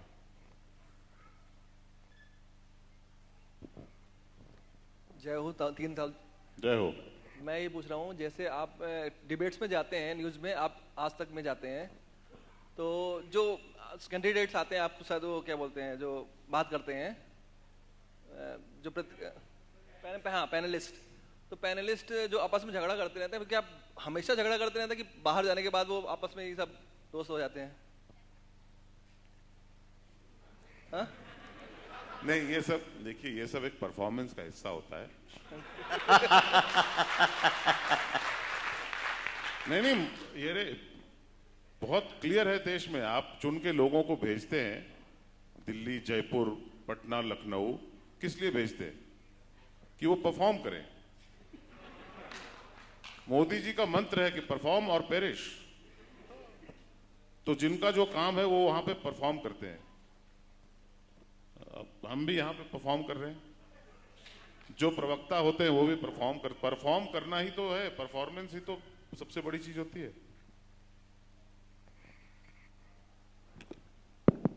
जय हो सरदार, जय हो सरदार। मेरा सवाल आपसे ये है कि जैसा कि कुछ समय पहले ऑपरेशन सिंदूर हुआ तो हमने मीडिया पे देखा, तो मीडिया इस तरीके से दिखा रहा था, ऐसा लग रहा था, रात को मैं 1:30 बजे तक देख रहा था, तो ऐसा लग रहा था कि सुबह का चाय नाश्ता तो लाहौर या कराची में होना तय है। इस पे आपका क्या विचार है? मीडिया की ऐसी इस तरीके से दिखाना, और जो मीडिया सीमा और सचिन दिखा रहा है हमें कि सीमा भाभी और सचिन भैया, इस चीज को जो मीडिया दिखा रहा है, इसके ऊपर आप लोगों के क्या विचार है? आप क्या कहना चाहेंगे? कोई भी गलत खबर को चलाना, इसमें मतलब इसमें किसी का क्या विचार हो सकता है? गलत खबर तो गलत खबर है और वो नहीं होनी चाहिए। नहीं, मतलब मीडिया की ऐसी स्थिति। हाँ, मैं वही कह रहा हूँ। तो ये जो मसला हुआ सिंदूर वाला, इसमें ऐसा लगता है कि कुछ चैनलों ने बहुत जल्दबाजी की, बिल्कुल। पर कुछ चैनलों से मुझे लगता है कि जेन्युइनली गलती भी हुई। होता क्या है कि युद्ध के समय में किसी को डिफेंड नहीं कर रहा हूँ, और बिल्कुल आप जो कह रहे हैं कि जो फ्रेंजी है ना, मीडिया अभी फ्रेंजी में चला जाए वॉर के समय में, और उस आंधी में बह जाए, उसका काम तथ्य दिखाना है, सत्य दिखाना है। पर युद्ध के समय सूचनाएं बड़ी मुश्किल से मिलती हैं, वेरीफाइड सूचनाएं, या उनको वेरीफाई करने के सोर्सेज बहुत कम उपलब्ध हो जाते हैं। टेलीग्राम से तमाम तरह के वीडियो उपलब्ध हो रहे हैं आपके सामने, आप देख रहे हैं, जिसमें ये दिख रहा है। एग्जाम्पल के तौर पर ये बात मैं कह रहा हूँ। अब आपके सामने दो चुनाव हैं कि आप इस खबर को चलाएं या ना चलाएं। समझदार संपादक उस पर वेट करते हैं। कुछ लोगों ने जल्दबाजी की और उसमें से कुछ अनवेरीफाइड चीज़ों को चला दिया, जैसे कि आपको पता है कि वहाँ हमला कर दिया गया और वहाँ हुआ भी। ये बात सही है कि भारत पाकिस्तान के भीतर घुस करके हमला उस दिन कर रहा था, लेकिन वो सारे हमले ड्रोन्स और मिसाइल्स के जरिए हो रहे थे। तो उसमें कुछ गलतियां हैं, कुछ फ्रेंजी में भी जल्दबाजी हुई है, और जो आप चिंता जाहिर कर रहे हैं ना, वो हम भीतर रहते हुए भी आत्मावलोकन करते हुए चिंता जाहिर करते हैं। ऐसा नहीं कि यहाँ रहते हुए हम उसको एंजॉय करते हैं। हमारे लिए वो बड़ी चिंता का प्रश्न होता है कि एक ऐसी दौड़ में ये सब कुछ क्यों तब्दील हो गया है, हमारा पेशा, हमारा जिस प्रोफेशन में है हम, जिसमें इस तरह की गलतियों की गुंजाइश हमेशा बनी रहती है। इसकी एक वजह और मुझे लगती है कि करगिल के बाद ये पहली बार हमें ऐसा देखने को मिल रहा था, तो बहुत सारे एक्सपीरियंस इस तरीके के नहीं थे, हम जज्बातों में बह गए, देशभक्ति में बह गए, और गलतियां हो जाती हैं। At the end we are humans, गलतियां हो जाती हैं। अब गलती इन्होंने स्वीकार कर ली, अब मैं थोड़ा सा ढीठ बनता हूं। अगर ये खबर आए कि पेशावर से एक मिसाइल उड़ा है, जयपुर की तरफ आ रहा है, मेरे पास ये ऑप्शन है कि मैं आपको आगाह कर दूं,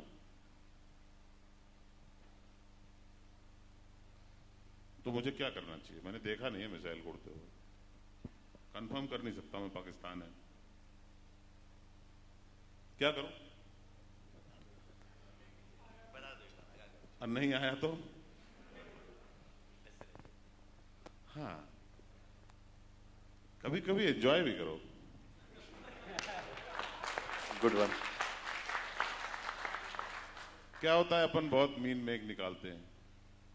एक आदमी थे, अपना घर बनवा रहे थे, अपने नक्शा खुद बनाया था उन्होंने, नक्शा बड़ा खूबसूरत, और वो बता रहे थे कि देश में एक काम सही से नहीं हो रहा है। उनकी खुद दीवार टेढ़ी थी।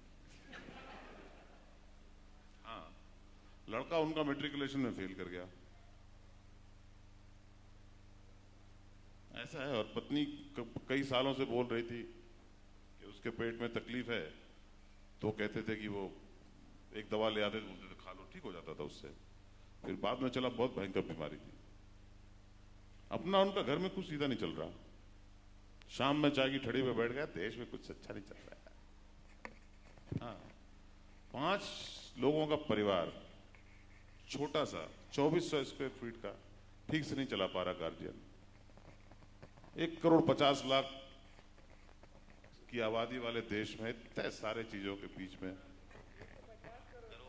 150 करोड़ है। हाँ, पर वो बाप जिम्मेदार है, वैसे ही जैसे सरकार जिम्मेदार है, जैसे राज्य की सरकार हो, केंद्र की सरकार हो। अपन करते रहते हैं बहस, और करते रहना चाहिए, है ना। लेकिन कभी कभी एंजॉय भी किया करो। देश बहुत चिंतित रहता है देश के लिए।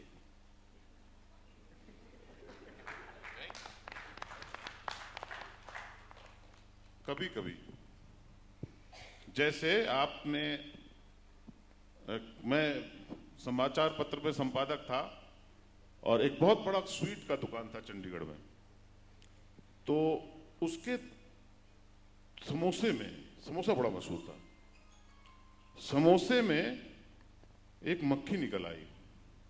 मोबाइल फोन में फोटो खींचते आजकल, तो एक बंदे ने पहले तो वहां बहुत हंगामा काटा, और फिर मोबाइल फोन वाली फोटो लेके आया, और बड़ा एक्साइटमेंट हुआ दफ्तर में, यार बताओ यार, उसके यहाँ मक्खी निकल के, नाम नहीं लूंगा, हिंदी स्वीट्स बोल देता हूं उसको। तो वो लेके आए और सबूत था हमारे पास। अब छोटे शहरों में होता है ना कि भाई बड़े वाली दुकान में, यहाँ पे आपका अगर जो पेट्रोल पंप के बगल में एक लक्ष्मी मिष्ठान भंडार है, उसके बगल में जो पान की दुकान, उसके पान में अगर मक्खी हो तो ऑब्जेक्शन की बात तो बनती है। ऐसी हालत हो गई थी। तो वो आ गए, तो मैंने देखा सब कुछ, और फिर मैं शाम में इधर घूमने निकलता हूं, तो मैं निकल के आया, फिर मैंने कहा यार इसको छोड़ दो। तो रिपोर्टर को मैंने बोला नहीं नहीं ये सब नहीं जाएगी, रहने दो। सर बड़ा हंगामा हुआ इस पे, 17 की बात है, सेक्टर 17 वहां पे ना बड़ा मशहूर जगह। तो मैंने रहने दो, ऐसे होता रहता है। तो उसने सबको बोला कि इनको खिला दिया है कुछ। हाँ, होता है, उसका नेचुरल रिएक्शन है वो, कि यार मैं खबर लेके आया हूं, सबूत के साथ लाया हूं, फिर भी आप पब्लिश नहीं कर रहे। तो फिर दूसरे दिन उसने मुझसे पूछा कि आपने क्यों ऐसे मना कर दिया। मैंने कहा इतना बड़ा दुकानदार है वो, इतने दिनों से इतनी प्रतिष्ठित दुकान चला रहा है वो, उसको शौक लगा है मक्खी डाल के तुमको समोसे में खिलाने का। क्या सारे समोसों में मक्खी निकल रही है? एक समोसे में निकली है। तुम इसे छाप दोगे तो हो जाएगा कि उसकी दुकान के समोसे में मक्खी होती है। उसका वर्षों का मेहनत चला गया तुम्हारी एक दिन की दिहाड़ी के लिए। तो अपन क्या उसको माफ नहीं कर सकते? तो मुस्कुरा के चल दिए। फिर 2-4 और साथियों का मुझे एक्सप्लेन करना पड़ा ये कि तुम्हारे अखबार में कल 3 मात्रा की गलतियां, पैसे तो जिसने खरीदा है अखबार उतने ही दिए जितने कल दिए थे और जितना परसों दिया था। हिंदी स्वीट्स वाले ने मक्खी वाला समोसा लेके उसको फ्रेश समोसा दिया था। तुम्हारा रीडर अगर बोले कि इसको सही करके छाप के लाओ, बहुत बढ़िया। मेरे लिए छाप के लाओ, क्या कि मैंने पकड़ी है, पैसे मैंने पूरे दिए हैं, माल मुझे कम मिला है। एक शब्द मिसिंग है यहां पर। एक प्रति छाप के उसको दोगे क्या? नहीं ना। वो इसलिए कि चाहे वो हिंदी स्वीट्स हो चाहे जर्मन स्वीट्स हो, काम करते तो लोग ही हैं। तो चाहे वो टीवी का जर्नलिज्म हो, चाहे वो प्रिंट का जर्नलिज्म हो, चाहे वो इंटरनेट का जर्नलिज्म हो, बहुत सारे अच्छे लोग बहुत सारी प्रक्रिया के बाद उस जगह पर बैठे हैं कि वो काम कर रहे हैं। पर गलतियां तो उनसे भी होती हैं। बिल्कुल। गलतियां अगर किसी से हो जाए तो एंजॉय करो। जैसे कोई बूढ़ा आदमी केले के छिलके पे पैर रख के फिसल जाए, उठाने का, पहले हंसने का। नेचुरल। गलती देखो किसी की तो थोड़ा मुस्कुराओ, हंसो और कहो यार इनसे भी गलती हो जाती है। ये मत मानकर चलो कि गलतियां ये लोग करते हैं। नमस्कार। मैंने डिफेंड कर दिया क्या? ज्यादा नहीं किया। मैं ढीठ हूं। नमस्कार, मेरा नाम प्रवीण मकवाना है। आप जब कार से उतरे तब सबसे पहले आपसे मिलने वालों में से हम ही थे। क्योंकि मेरा प्रश्न ताऊ से है कि आपका संप्रेषणीयता से संबद्ध और जितना भी वैचारिक विषय है उसमें विलक्षण गति है। मुझे एक पैटर्न दिखाई देता है, जितने वाम पक्ष के विचारक हैं जिसमें आपके हिसाब से निष्पक्ष जांच की मांग करने वाले सेफोलॉजिस्ट हों, भले अध्यापक गण हो, भले मीडिया में हो, वो थोड़ा धीमा सा बोलते हैं, धीरे धीरे। मेरा इंगित बिल्कुल कुलदीप भाई की तरफ नहीं है, लेकिन बहुत धीरे धीरे बोलते हैं। आपको इसमें एक पैटर्न नहीं दिखाई देता? मैं आपकी जो स्टाइल है उसमें जानना चाहता हूं। यार देखो, आदमी पढ़ा लिखा हो और वामपंथी ना हो तो लानत।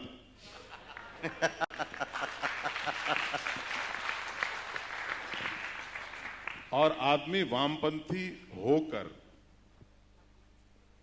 वामपंथी ही रहे तो हजार लानत। धीरे धीरे बोलने की कला इस जैसे अस्तित्व प्रज्ञ लोगों में होती है। सभी वामपंथी बहुत स्वीट बोलते हैं। हाँ, स्वीट बोलते हैं वो बहुत। इसमें कुछ बुरा नहीं है, सुनने में बहुत अच्छा लगता है और वो अच्छी बात है स्वीट बोलना। स्वीट का प्रॉब्लम आप तो जानते ही हो, भारत में कितनी बड़ी समस्या है वो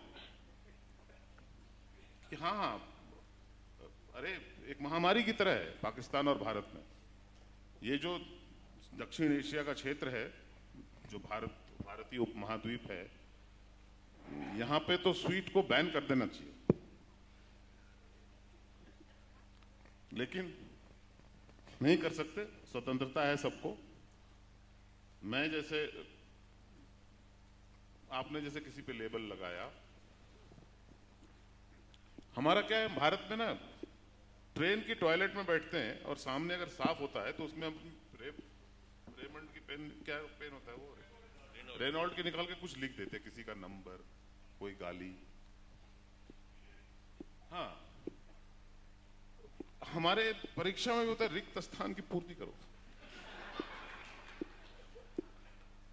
हाँ, अरे बहुत छात्र लोग आंदोलन करते हैं कि 1937 रिक्तियां जो है स्वास्थ्य विभाग में भरी हैं और भरी क्यों नहीं जा रही। तो अपन किसी के माथे पे भी ना अगर क्लियर नहीं दिखता हो कि एक योगेंद्र यादव है, अरविंद केजरीवाल है, कि संबित पात्रा है, तो अपने को डाउट होता है, क्योंकि अपने को लगता है कोई तो होगा। तो अपन जेब में रखते हैं लेबल एक और अपन चिपकाए चलते हैं।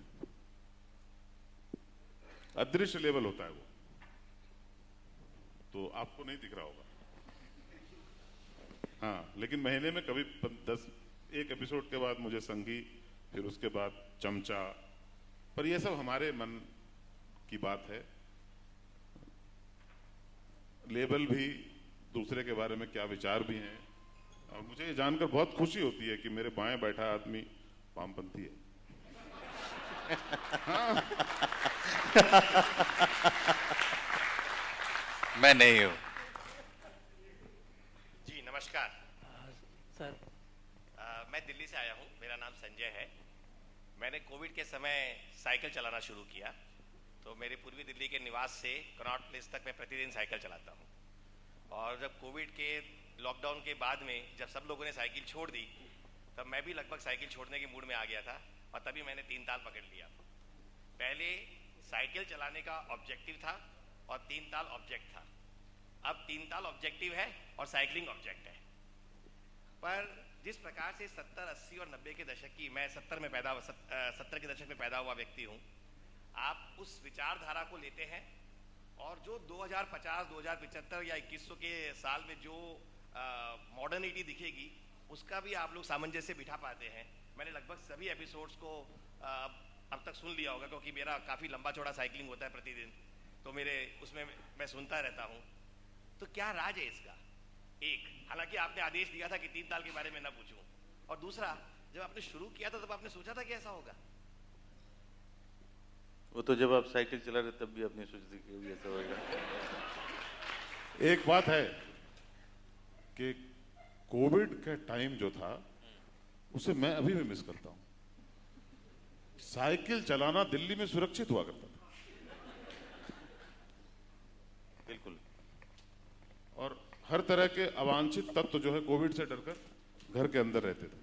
हर आदमी खाना बना रहा था, साइकिल चला रहा था। खैर, आपके सवाल आपका जवाब दे दूं मैं। जब हमने शुरू किया था तो हमें एहसास नहीं था, हमने मजाक में शुरू किया था, क्योंकि कोविड में हमें कुछ करने को नहीं था।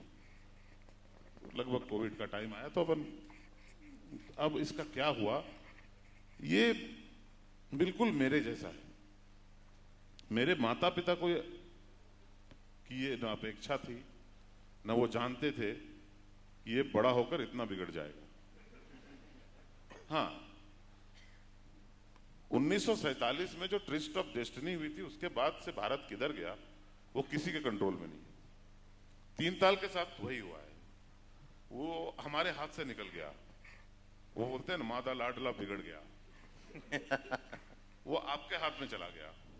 फिर आप लोगों ने निर्णय लिया कि इसका क्या करना है। अपन तो उसको सिर्फ इसलिए ऑनेस्टली बता रहा हूं, अब बोर भी हो चुके हैं। हाँ, कि कितना बोलेंगे आप, बैठ के जाके 3 घंटे बोलो। लेकिन अब चूंकि आप लोगों ने ले लिया तो उसमें जान बची रहती है, और हर हफ्ते कोई ना कोई चिट्ठी जान फूंक देती है। मैं नहीं मानता मैं ऐसा कुछ भी बोलता हूं जो कि सुनने लायक भी है, खुद नहीं सुनता हूं इसलिए मैं इसलिए। लेकिन ये अप्रत्याशित था जो इसके साथ हुआ। ऐसा सबों के साथ हो, मैं इसकी कामना करता हूं। हम अकेले न रहें उसमें, पर इस तरह के का लिसनर्स का प्रेम कि एक सुनने वाला किसी दूसरे शहर से किसी तीसरे शहर के आदमी के बारे जो सुनता है, सिर्फ उनका सिर्फ सुनने का रिश्ता है, कान का रिश्ता है, वो उनकी अम्मा के आंख का इलाज करवाने के लिए कहीं डॉक्टर के पास गया है। ये बहुत कम होता है कि कोई एक शहर से दूसरे शहर लोग जाते हैं तो होटलों में नहीं ठहरते, एक दूसरे सुनने वाले के घर में ठहर जाते हैं। एक अभी की बात है, पिछले हफ्ते की बात है। राघवेंद्र प्रताप हैदराबाद में अकेले रहते हैं, नौकरी करते हैं। उनकी तबीयत बिगड़ गई, बहुत बुखार था। तो वहीं पे रोनू झा हैं, जो एक शिक्षिका हैं, उनको पता चला तो वो उस लिसनर को लेकर, चूंकि वो खुद लिसनर है, वो उसे हॉस्पिटल ले गई, और हॉस्पिटल में लंबी वेटिंग थी तो दोनों 3 ताल की चर्चा कर रहे थे। This is out of our hands, this is out of this world. Sir, मैं हरीश चंद्रा देहरादून से हूँ। अपनी पत्नी के साथ आया हूँ। मेरी बेटी और पत्नी आपकी रेगुलर लिसनर हैं, आपके कार्डपोर्ट की। मेरा सवाल आप तीनों से है। लोकतंत्र में हम लोग चौथा स्तंभ कहते हैं पत्रकारिता को। अब पत्रकारिता हम 2 तरह की देख पा रहे हैं, एक तो मीडिया हाउस की पत्रकारिता, एक व्यक्तिगत पत्रकारिता। व्यवस्था और सरकार को जो चुनौती पैदा करते हैं, सवाल पूछते हैं, वो मुझे लगता है, मेरा मानना है कि मीडिया हाउस की पत्रकारिता है शायद वो हिम्मत नहीं कर पा रही है। जो व्यक्तिगत पत्रकार हैं वो हिम्मत करते हैं तो उनका हाल हम देख रहे हैं। तो मेरा सवाल आप लोगों से ये है कि मीडिया हाउस का पत्रकारिता के भविष्य क्या होगा, या जो व्यक्तिगत पत्रकार हैं उस पत्रकारिता का भविष्य क्या होगा, और विकसित भारत हम सोच रहे हैं तो विकसित भारत में इन दोनों की क्या भूमिका होगी, क्या भविष्य होगा उस समय, मैं आप लोगों से जानना चाहता हूँ। चौथा खंभा आपने कहा है तो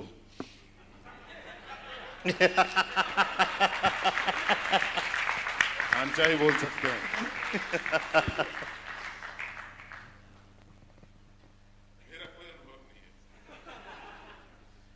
नहीं, देखिए आजकल क्या है कि माध्यम बहुत बदल गया है, सब तरफ से अब देखें। मेरा मानना है जिसके पास मोबाइल है वो पत्रकार है। मेरा मानना है जिसके पास मोबाइल है वो सारी न्यूज़ को कंज्यूम कर रहा है।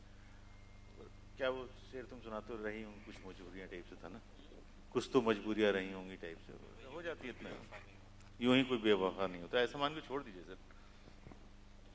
हाँ, मतलब मैं थोड़ा इस बात से तो 100% सहमत नहीं हूँ कि स्वतंत्र निजी पत्रकार, जिन्हें आप व्यक्तिगत पत्रकार कह रहे हैं, वो अधिक साहसी होते हैं सभी, और मीडिया हाउसेस आवाज़ नहीं उठाते हैं हर बार। मैं इस तरह के ब्लैक एंड वाइट कंक्लूजन से सहमत नहीं हूँ, क्योंकि हमने दोनों तरह के उदाहरण दोनों तरफ देखे हैं। हम लोगों को साहसी होना अच्छा लगता है ना, हम नेचुरली चाहते हैं कि सभी साहसी हों और प्रश्न पूछे जाएं। मैं तो लोगों को भी कहता रहता हूं कि आंसर तो गूगल पे मिल ही जाता है। जीतेगा वही इस दुनिया में जो प्रश्न सही कर सकता है। प्रश्न किससे करते हैं ये है, कुछ लोगों का मानना है कि हमें सरकार से प्रश्न करना चाहिए। आपने जैसे कहा कि सत्ता से प्रश्न करना चाहिए, सत्ता से प्रश्न हो रहे हैं, और वो मैं उस डिवीजन में पढ़ता ही नहीं कि कोई इंडिपेंडेंट पत्रकार है वो जरूरी नहीं है कि साहसी हो, और कोई किसी संस्था में काम करता हो वो जरूरी है कि साहसी नहीं हो, ऐसा मैं नहीं मानता। कुलदीप की बात से सहमत हूं, बट आपकी बात से भी सहमत हूं। प्रश्न हो रहे हैं, उत्तर नहीं आ रहा है। प्रश्न हो रहे हैं, प्रश्न सभी कर रहे हैं, और प्रश्न वो क्यों का उत्तर जो है वो बहुत कम आता है, और हमें फिर आखिरकार ये संतोष कर लेना पड़ता है कि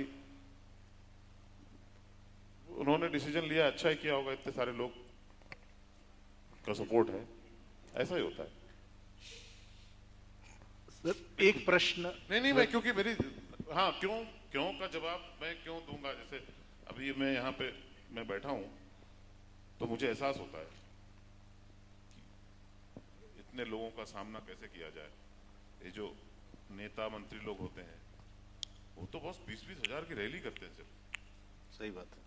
हाँ, और फिर उनको पूरे राज्य की जिम्मेदारी या पूरे देश की जिम्मेदारी दे दी जाती है, तो उनके पास बहुत प्रश्न होते होंगे, पर कोई विधा तो सभी सरकारों में, जो सरकारी नहीं, सब अथॉरिटी के जितने लोग हैं उनके पास कोई एक रास्ता आज के युग में निकालना पड़ेगा, क्योंकि बहुत शोर है। नॉइज टू सिग्नल रेशियो होता है ना एक, अभी बहुत नॉइज है और सिग्नल मिलता होगा पर हमें पता नहीं है क्या सिग्नल है। तो इस नॉइज टू सिग्नल रेशियो में थोड़ा ज्यादा सिग्नल हो, कम नॉइज हो, इसकी व्यवस्था वो करें। उसका उत्तर क्या एक प्रेस कॉन्फ्रेंस है, या मतलब प्रेस विज्ञप्ति है, या जैसे भी है वो खुद आकर के राष्ट्र को, राज्य को, अपने जिले को संबोधित करें, ये है पता नहीं। इंटरव्यू तथाकथित रूप से दे सकते हैं आप, पर जो प्रश्न है वो कुछ लोग ही पूछ पाते हैं जिनके प्रश्न डायरेक्टली वहां जाते हैं। सबसे बड़ी बात देखिए, अभी भी इस देश में हर आदमी, इनफैक्ट प्राइम मिनिस्टर हो, एयरपोर्ट्स अथॉरिटी का चेयरमैन हो, महिंद्रा का सीईओ हो, आप सबको डायरेक्ट प्रश्न पूछ सकते हैं। अद्भुत है। अपने टाइम में सिर्फ बड़े वाले पत्रकार कर सकते थे कि ब्यूरो चीफ से बड़े अलग लेवल के हैं तो वो मिनिस्टर से बात कर पाएंगे। आज आदमी अपनी रेलवे में अपनी सीट पर बैठकर कह देता है कि मेरा ये बेडरोल गंदा है, इसका कुछ करें। उसको जवाब आता है मिनिस्टर के यहाँ से भी कभी कभी, या विभाग से आता है कि अपना PNR नंबर बताएं, और वो फिर इमीडिएटली 10 मिनट के अंदर 4 लोग आके उसको पीटने लगते हैं कि तुमने शिकायत कैसे की। हाँ,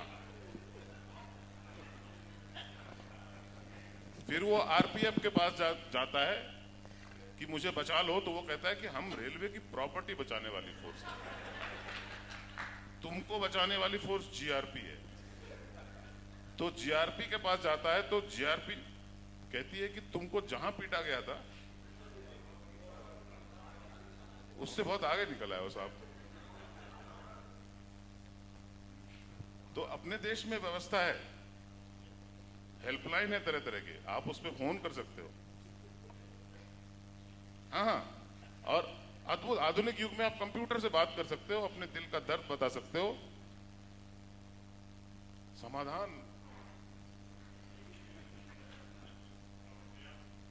लास्ट क्वेश्चन मैम, इसको एक सर मेरा प्रश्न आपसे ये था, ताऊ से यात्राएं काफी की और आपकी एक वो रही है विशेष कि जिस शहर में आप गए उस शहर का विशेष खाना है।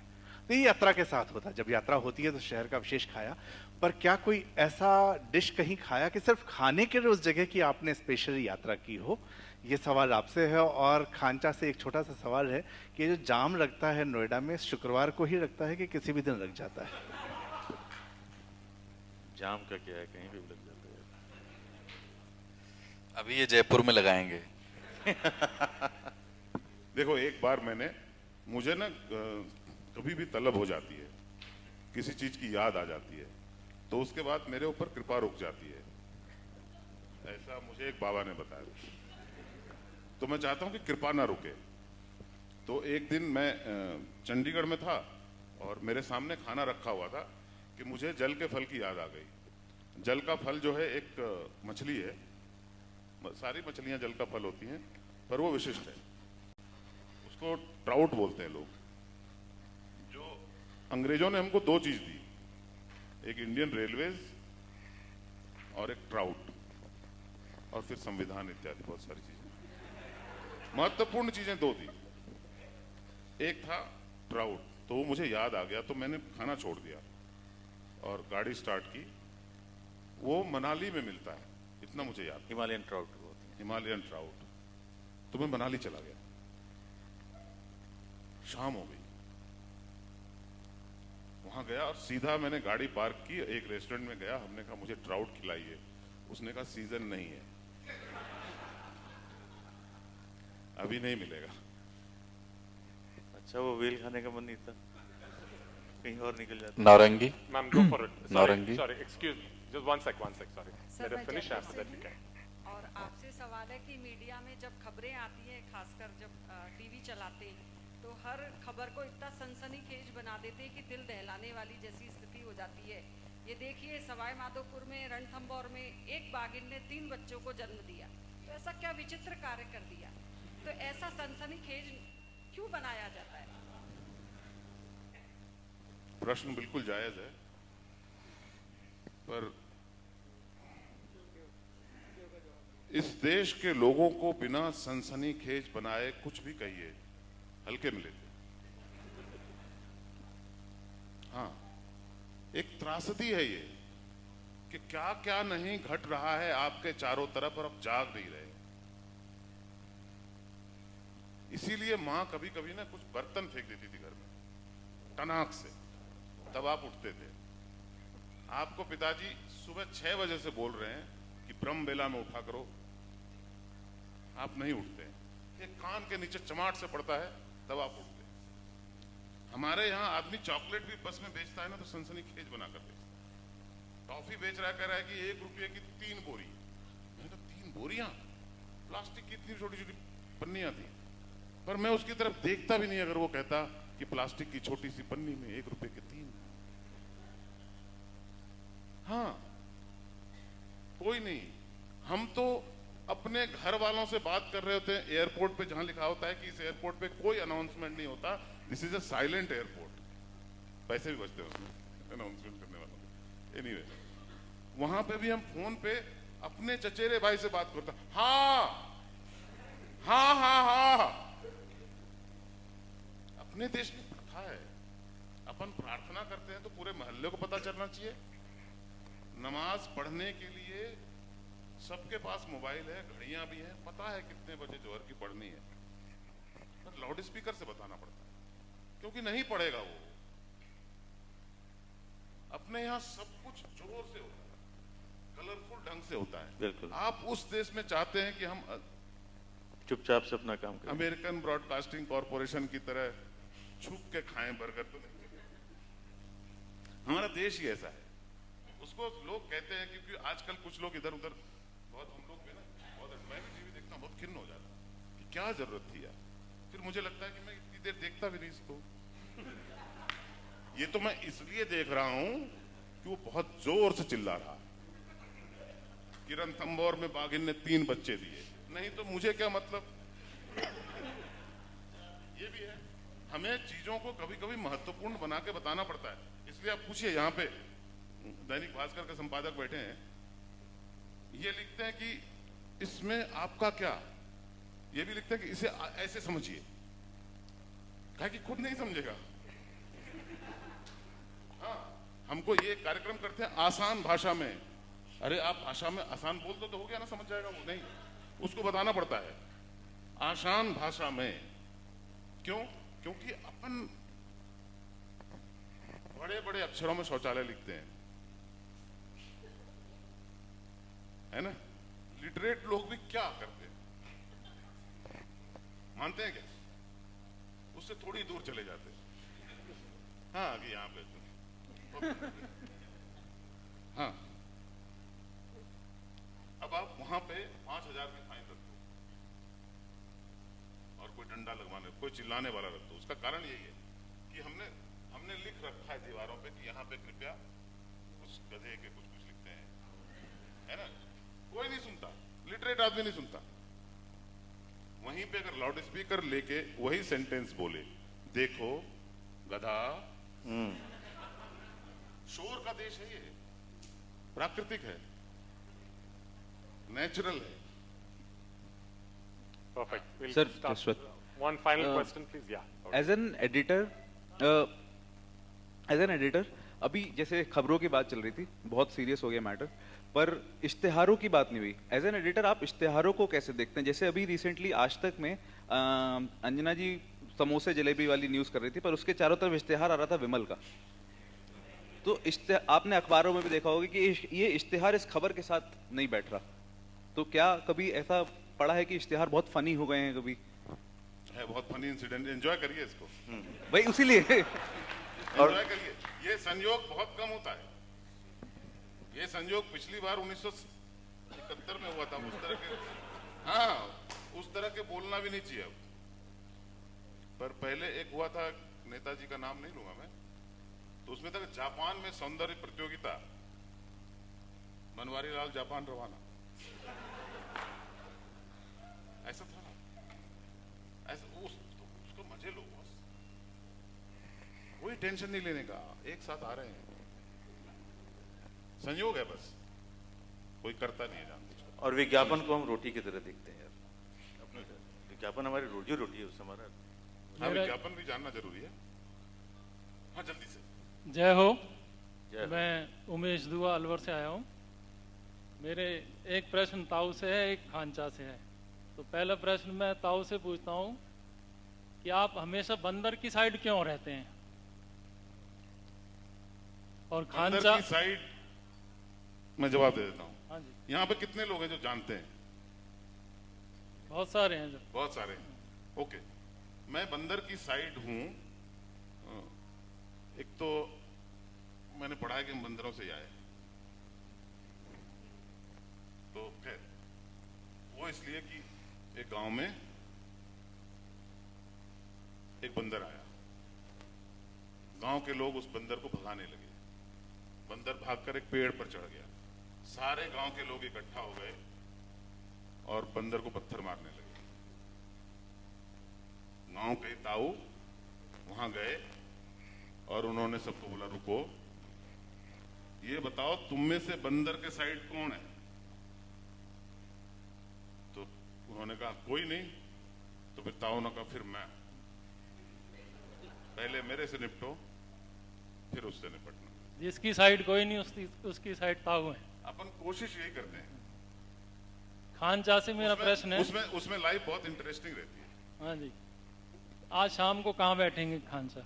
फिलहाल तो यहीं बैठे हैं, फिलहाल यहीं बैठे हैं और बैठे बैठे थक भी गए, फिर उठ के फिर बैठेंगे।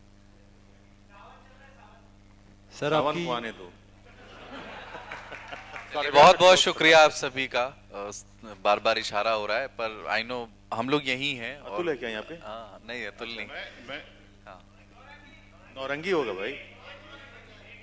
हाँ, एक नौरंगी का शैकी डॉग है, जिन लोगों ने सुना हुआ है वो भी एंजॉय करें। ये भी कुछ लोगों को होता है, ये तो मैंने सुना हुआ है। हमने वही डिसाइड किया था कि 3 ताल जैसा नहीं होगा। नहीं, पर ये सच्ची घटना है।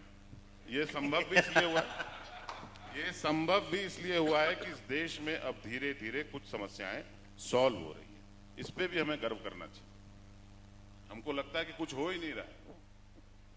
छत्तीसगढ़ में ऐसे कई क्षेत्र थे जो जहां तक सरकार पहुंची ही नहीं थी, जहां हमारा लोकतंत्र गया ही नहीं था। इस साल वो मुक्त हो गए और अगले साल तक पूरा का पूरा जंगल जो है माओवादियों से मुक्त हो जाएगा। ये सब उपलब्धियां हैं, ये सरकार की उपलब्धियां मत मानिए, ये हमारे देश की उपलब्धि है कि हम कम से कम उनको एक बार फैसला तो करने देंगे कि भाई देखो लोकतंत्र ऐसा दिखता है, अब बोलो पसंद है कि नहीं। उनको किसी ने देखने नहीं दिया। तो खैर, आप नौरंगी को सब जानते हैं, नौरंगी जो हमारे टीचर थे, लेकिन उसके पहले वो फौज में थे। हाँ। नौरंगी आसिफ चा के बहुत इंस्पायर्ड रहते हैं। खानचा जो है वो आप लोग सभी जानते हैं, डॉक्यूमेंट्री बनाते थे जंगलों में जाकर, बहुत गंभीर डॉक्यूमेंट्री बनाते थे, टाइगर, लेपर्ड इन सब के साथ रहते थे। तो नौरंगी सोच रहे थे कि मैं क्या करूं। कैमरे का उनका पुराना शौक था, जब कॉलेज में थे तब उन्होंने अगफा का एक कैमरा लिया था, 370 ऐसे पाई करके था, तो उससे फोटो खींचते थे। तो वो आदमी को जब डिजिटल का जमाना आया ना तो एक अलग उत्साह हो गया उन्होंने, तो फोटोशॉप का लाइसेंस लिया, ये सब करके वो करते थे। फिर उनको किसी ने बताया खानचा के बारे में कि डॉक्यूमेंट्री बनाते हैं, तो उनका किस चीज पे बनाए, तो यार मुश्किल रफ चीजों पे बनाओ ना तुम, टफ चीजों पे, क्योंकि आप लोग जानते हैं वो हिमालय पे चढ़ चुका आदमी, वो रेत चुनने वाला आदमी, क्या क्या नहीं किया उसने अपने जीवन में। तो इतनी हिम्मत थी, तो उन्होंने कहा खानचा क्या करते थे, उन्होंने बोला खानचा जंगलों में रहते थे। कहा पर उस नेशनल ज्योग्राफिक में तो बहुत आता है। फिर उन्होंने डिसाइड किया कि अपन डांस डॉक्यूमेंट करेंगे, जो रेयर डांस हैं देश में, यू नो, ये गिद्दा और भंगड़ा और लावणी नहीं, ये तो आप देखते हो। तो ये हुआ कि एकदम ट्राइब्स के जो ओल्डेस्ट ट्राइब्स हैं, सुदूर ट्राइब्स हैं, एक कल्चरल प्रोजेक्ट उन्होंने बनाया और नेशनल ज्योग्राफिक से बात भी की कि अगर हम ऐसा शूट करें, आपको एकदम यूनिक जो किसी ने कभी नहीं देखा ऐसा दें तो कैसा रहेगा। तो उनकी प्रैक्टिस थी, पूरे देश में घूमे हुए थे, तो उनको सुदूर जगहों में जाते थे। तो नॉर्थ ईस्ट गए पहले, नागालैंड, मणिपुर, आसाम, इनके सुदूर क्षेत्रों में जाके उन्होंने आदिवासियों की, मूल निवासियों की नृत्य कौशल और कला को डॉक्यूमेंट किया अच्छे से HD में, 4K में। पर सोचो वो आदमी पूरे भारत में अंडमान तक चला गया, सब कर लिया, छत्तीसगढ़ नहीं कर पाया था वो संभव हुआ है अब। आप लोग अरहरा गांव से परिचित होंगे, हाँ, तो यहीं से रायपुर गए फ्लाइट से, वहां से अरहरा गए, और अरहरा के बाद सड़क नहीं है, अरहरा तो गांव नहीं रहा अब, तो वहां से सड़क नहीं है, वहां से पैदल जाना है, 3 दिन लगता है पैदल जाने में। क्योंकि आप अगर छत्तीसगढ़ से आप लोग परिचित हैं तो पथरीला भी है, कहीं कहीं बहुत खाई है, जानवरों का डर है और जंगल है अभूतपूर्व, मतलब मनुष्य के टच से बहुत दूर, इसलिए शायद इतना प्रिस्टीन रह पाया है वो। और 3 आदमी अकेले सब कुछ करना, कैमरा मेरा अच्छा लोड है उनका। वो लोग निकले अरहरा से, रात में टेंट लगा के सोए जंगल में, मच्छर काटा, कुछ काटा, एक दिन, दूसरे दिन उनको बिच्छू काट लिया, लगभग मृत प्राय हो गए थे, पर कोई साधन भी नहीं था ना कुछ करने का, मोबाइल का सिग्नल नहीं, अब शायद लगेगा। फिर फाइनली वो एक गांव पहुंचे, आपको मैप पे नहीं मिलेगा, फरसा नाम है उसका। फरसा गांव नहीं था यार, 4-5 मकान थे, पर वहां पे जो जो देवियां होती है ना, वो मतलब मूर्ति जिसमें कि बहुत क्लियर आंख नाक नहीं हो, उसकी मूर्ति थी, और वहां पे लोग बैठे हुए थे 2-4, और वहां से लोग जा रहे थे। तो इन्होंने कहा कि भैया हम ना यहाँ पे कलसी नृत्य होता है आपका, वो रिकॉर्ड डॉक्यूमेंट करने आए थे नेशनल जियोग्राफिक के लिए। तो उन्होंने कहा कि यार ये तो पंगा हो गया, वो डांस होता है ये सच है, सावन के दूसरे सोमवार होता है ये भी सच है, पर आज मंगलवार है। अगले साल आइए। 1 साल नौरंगी भाई डंप करके रह गए, छोड़ो यार बनाएंगे नहीं डॉक्यूमेंट्री जब तक वो नहीं करेंगे। इस बार इन्होंने 3 दिन एडवांस लिया, ठीक है, वो 3 दिन के अलावा जो पैदल चलते हैं 3 दिन और इन्होंने अपने पास रिजर्व में टाइम से पहले पहुंचे। कुछ होगा इस बार तो डॉक्यूमेंट करके रहूंगा। ये जुनून होता है किसी चीज को डॉक्यूमेंट करने की।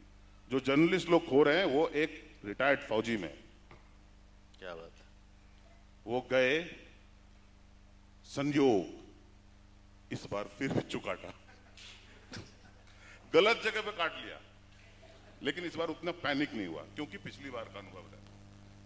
ऐसा कई बार आपके साथ होगा, आप साइकिल से बचपन में गिरे थे, पहली बार गिरने पर लगता पता गिरेंगे तो पता नहीं दांत टूटेगा पैर टूटेगा, लेकिन गिर जाने के बाद लगता है कि यार कुछ नहीं तो मामूली सा खरोच था, नॉट अ बिग डील। उसका दूसरी बार गिरते हो तो आपको प्रैक्टिस होती है। नौरंगी फरसा पहुंचे तो पहचान गया वहां पे जो गांव का जो सरदार टाइप का था, इस तरह का नहीं, वहां के जो ट्राइब के सरदार थे वो पहचान गए। उन्होंने कहा करे अरे आप आ गए, बहुत अच्छा किया आपने, इस बार आप आए हैं। परसों ही सोमवार है, सोमवार को जो है पूरा आसपास के सारे ट्राइब्स आएंगे और यहाँ पर हम वो नृत्य करेंगे। आप डॉक्यूमेंट कर लीजिएगा, अपना सेटअप वेटअप कर लीजिए। रात में उनको खिलाया अभी खाना वाना।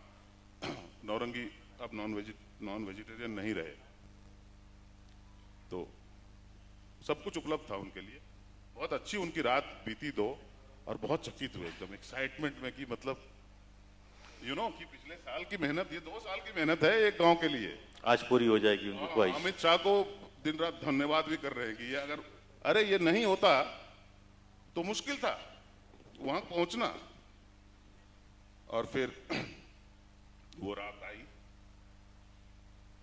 पेड़ों में दिए लगाए गए थे और एक बड़े पीपल के नीचे झूमर जैसे ये लगा हुआ है ना, वैसे आर्ट देखो हमारे यहाँ का क्राफ्ट लगभग ऐसा एक चीज टांगा गया था जिसमें चारों तरफ दिए थे, और फिर पुरुष और महिला दोनों निकले, जो है एक लाइन में आए वो, और सरदार उनके आगे आया, और फिर एक बहुत ही बूढ़ी सफेद बालों वाली महिला ने इशारा किया। आई थिंक उनका ये था कि भाई क्या बोलते हैं उसको, कार्यक्रम शुरू किया जाए टाइप का।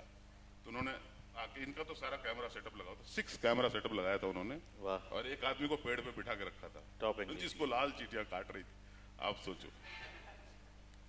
तो फिर उन्होंने कहा कि वो बुढ़िया ने इशारा किया स्टार्ट, हाँ, उसके बाद वो शुरू हो गए डांस। गड्ढे ते न चढ़े दी गड्डी रे ते न चढ़े दी, छड़े यहाँ दे टट्टू ते टप चढ़ दी, बोलो तारा रारा ओ बोलो तारा रारा। बहुत बढ़िया।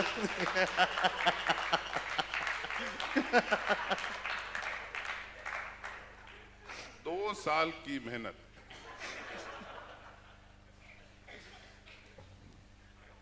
शूट हुआ। नौरंगी सरदार जो थे ट्राइब के, उनके साथ डिनर पे बैठे और उन्होंने कहा कि ये क्या हुआ।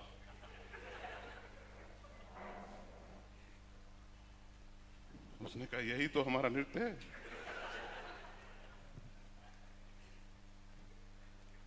ये बोला हाँ, 2004 में या 5 में कुछ ट्रैकर आए थे, वो सुनाए थे, ये हम लोगों को बहुत पसंद आया।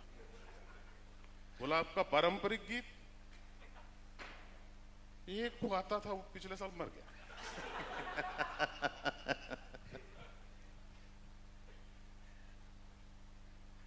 हम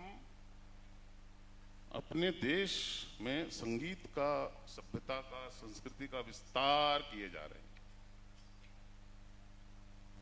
और जिसको पंजाबी नहीं आती वो भी गा रहा है, अच्छी बात है। एक सूत्र में देश बन रहा है। पर नौरंगी को लगा कि फरसा की अगली पीढ़ी को पता भी नहीं होगा इनका लोकगीत क्या था, कि डांस क्या था, क्योंकि उस पारंपरिक नृत्य में लोगों के कूल्हे हिलने लगे थे, भांगड़ा टाइप से। हाँ, चिंता का विषय नहीं है, नौरंगी ने भी नहीं की, वो डॉक्यूमेंट्री का हिस्सा नहीं है। Thank you very much. Thank you. Brilliant.